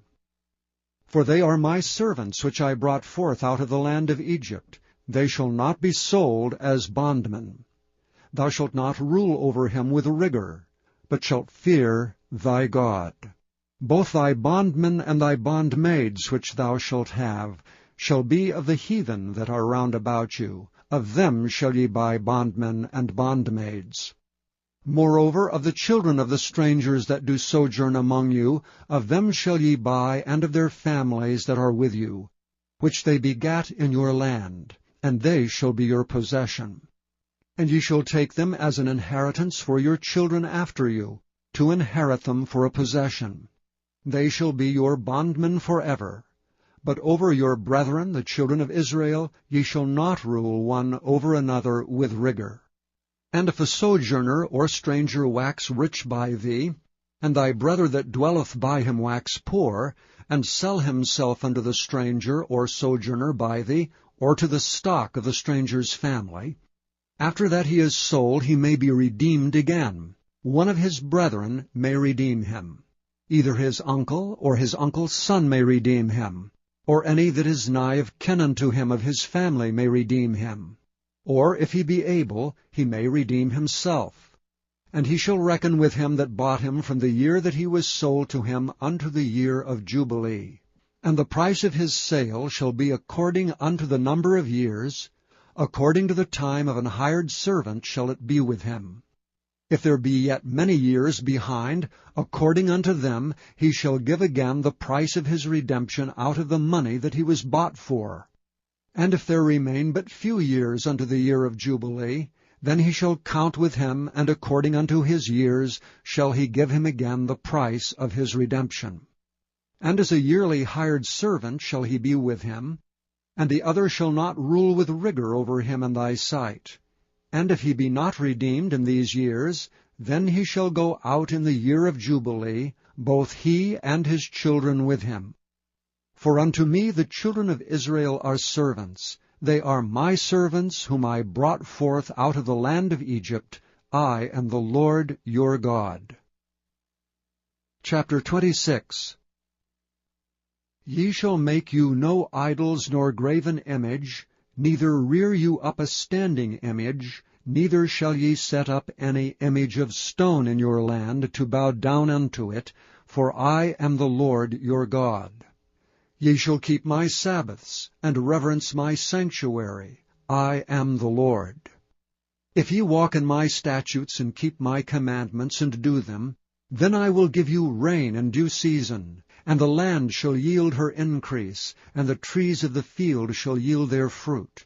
And your threshing shall reach unto the vintage, and the vintage shall reach unto the sowing time, and ye shall eat your bread to the full, and dwell in your land safely. And I will give you peace in the land, and ye shall lie down, and none shall make you afraid. And I will rid evil beasts out of the land, neither shall the sword go through your land. And ye shall chase your enemies, and they shall fall before you by the sword.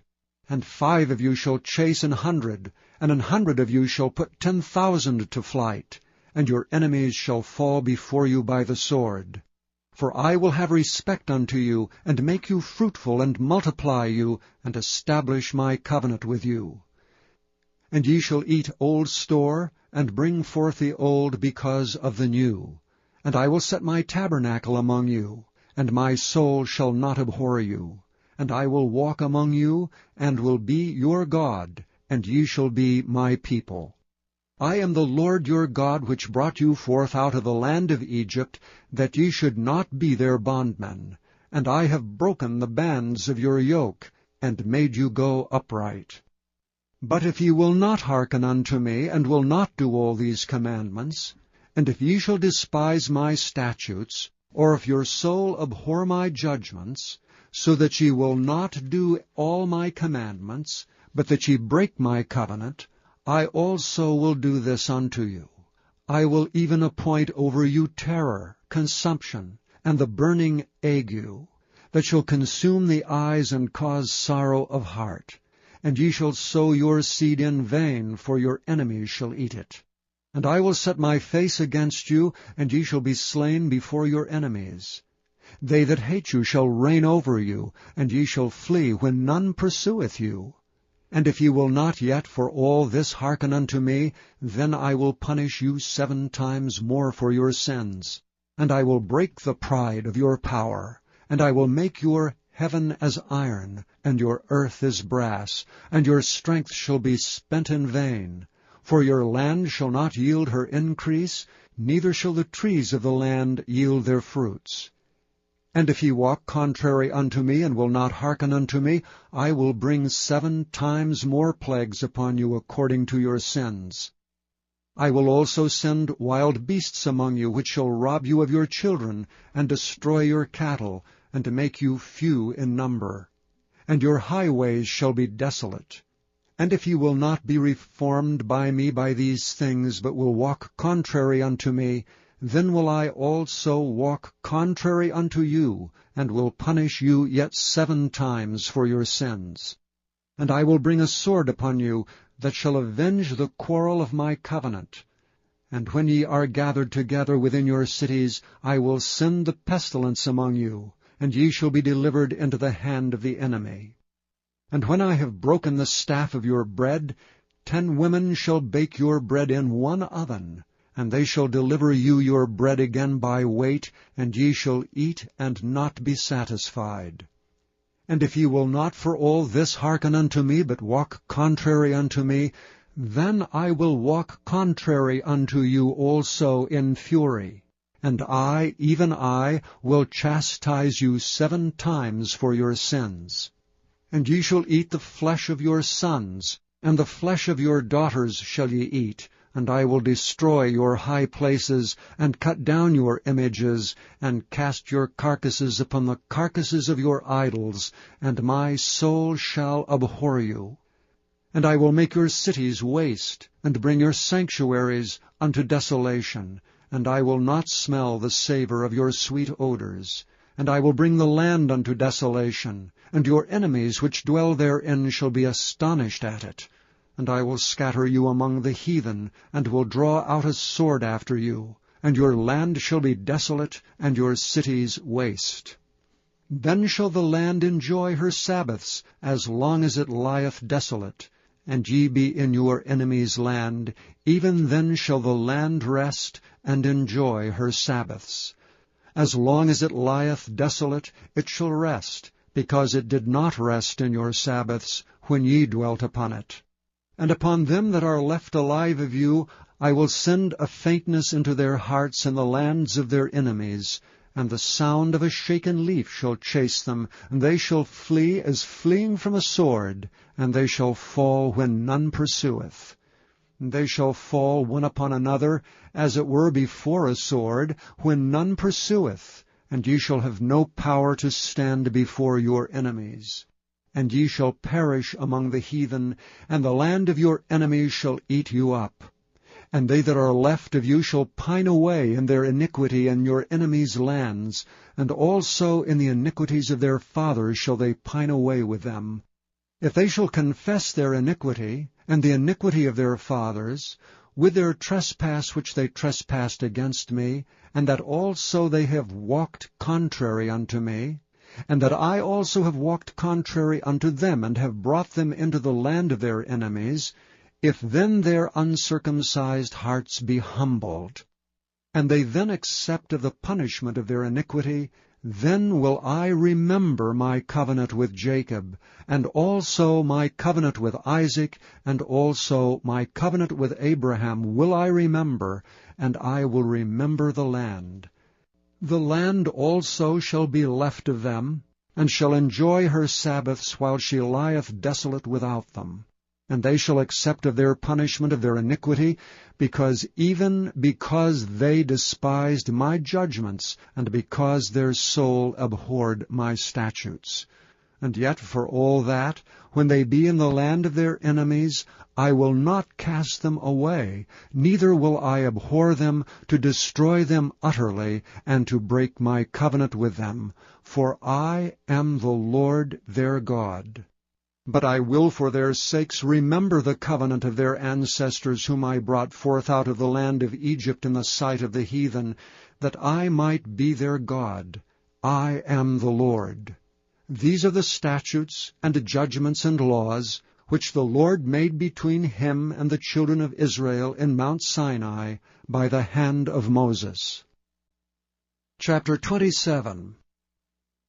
And the Lord spake unto Moses, saying, Speak unto the children of Israel, and say unto them, When a man shall make a singular vow, the person shall be for the Lord by thy estimation.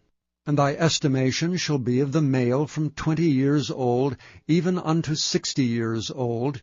Even thy estimation shall be 50 shekels of silver, after the shekel of the sanctuary. And if it be a female, then thy estimation shall be 30 shekels. And if it be from 5 years old, even unto 20 years old, then thy estimation shall be of the male 20 shekels, and for the female 10 shekels. And if it be from a month old, even unto 5 years old, then thy estimation shall be of the male 5 shekels of silver, and for the female thy estimation shall be 3 shekels of silver. And if it be from 60 years old and above, if it be a male, then thy estimation shall be 15 shekels, and for the female 10 shekels. And if he be poorer than thy estimation, then he shall present himself before the priest, and the priest shall value him. According to his ability that vowed shall the priest value him. And if it be a beast whereof man bring an offering unto the Lord, all that any man giveth of such unto the Lord shall be holy. He shall not alter it, nor change it, a good for a bad, or a bad for a good. And if he shall at all change beast for beast, then it and the exchange thereof shall be holy. And if it be any unclean beast, of which they do not offer a sacrifice unto the Lord, then he shall present the beast before the priest, and the priest shall value it, whether it be good or bad. As thou valuest it who art the priest, so shall it be. But if he will at all redeem it, then he shall add a 5th part thereof unto thy estimation. And when a man shall sanctify his house to be holy unto the Lord, then the priest shall estimate it, whether it be good or bad. As the priest shall estimate it, so shall it stand. And if he that sanctified it will redeem his house, then he shall add the 5th part of the money of thy estimation unto it, and it shall be his. And if a man shall sanctify unto the Lord some part of a field of his possession, then thy estimation shall be according to the seed thereof. An homer of barley seed shall be valued at 50 shekels of silver. If he sanctify his field from the year of Jubilee, according to thy estimation it shall stand. But if he sanctify his field after the Jubilee, then the priest shall reckon unto him the money according to the years that remain, even unto the year of the Jubilee, and it shall be abated from thy estimation. And if he that sanctified the field will in any wise redeem it, Then he shall add the 5th part of the money of thy estimation unto it, and it shall be assured to him. And if he will not redeem the field, or if he have sold the field to another man, it shall not be redeemed any more. But the field, when it goeth out in the Jubilee, shall be holy unto the Lord, as a field devoted. The possession thereof shall be the priest's. And if a man sanctify unto the Lord a field which he hath bought, which is not of the fields of his possession, then the priest shall reckon unto him the worth of thy estimation, even unto the year of the Jubilee. And he shall give thine estimation in that day as a holy thing unto the Lord. And in the year of the Jubilee the field shall return unto him of whom it was bought, even to him to whom the possession of the land did belong. And all thy estimation shall be according to the shekel of the sanctuary. 20 gerahs shall be the shekel. Only the firstling of the beasts which should be the Lord's firstling, no man shall sanctify it, whether it be ox or sheep, it is the Lord's. And if it be of an unclean beast, then he shall redeem it according to thine estimation, and add a 5th part of it thereto. Or if it be not redeemed, then it shall be sold according to thy estimation. Notwithstanding, no devoted thing that a man shall devote unto the Lord of all that he hath, both of man and beast, and of the field of his possession, shall be sold or redeemed. Every devoted thing is most holy unto the Lord. None devoted which shall be devoted of men shall be redeemed, but shall surely be put to death. And all the tithe of the land, whether of the seed of the land or of the fruit of the tree, is the Lord's. It is holy unto the Lord. And if a man will at all redeem aught of his tithes, he shall add thereto the 5th part thereof. And concerning the tithe of the herd, or of the flock, even of whatsoever passeth under the rod, the 10th shall be holy unto the Lord. He shall not search whether it be good or bad, neither shall he change it. And if he change it at all, then both it and the change thereof shall be holy, it shall not be redeemed. These are the commandments which the Lord commanded Moses for the children of Israel in Mount Sinai.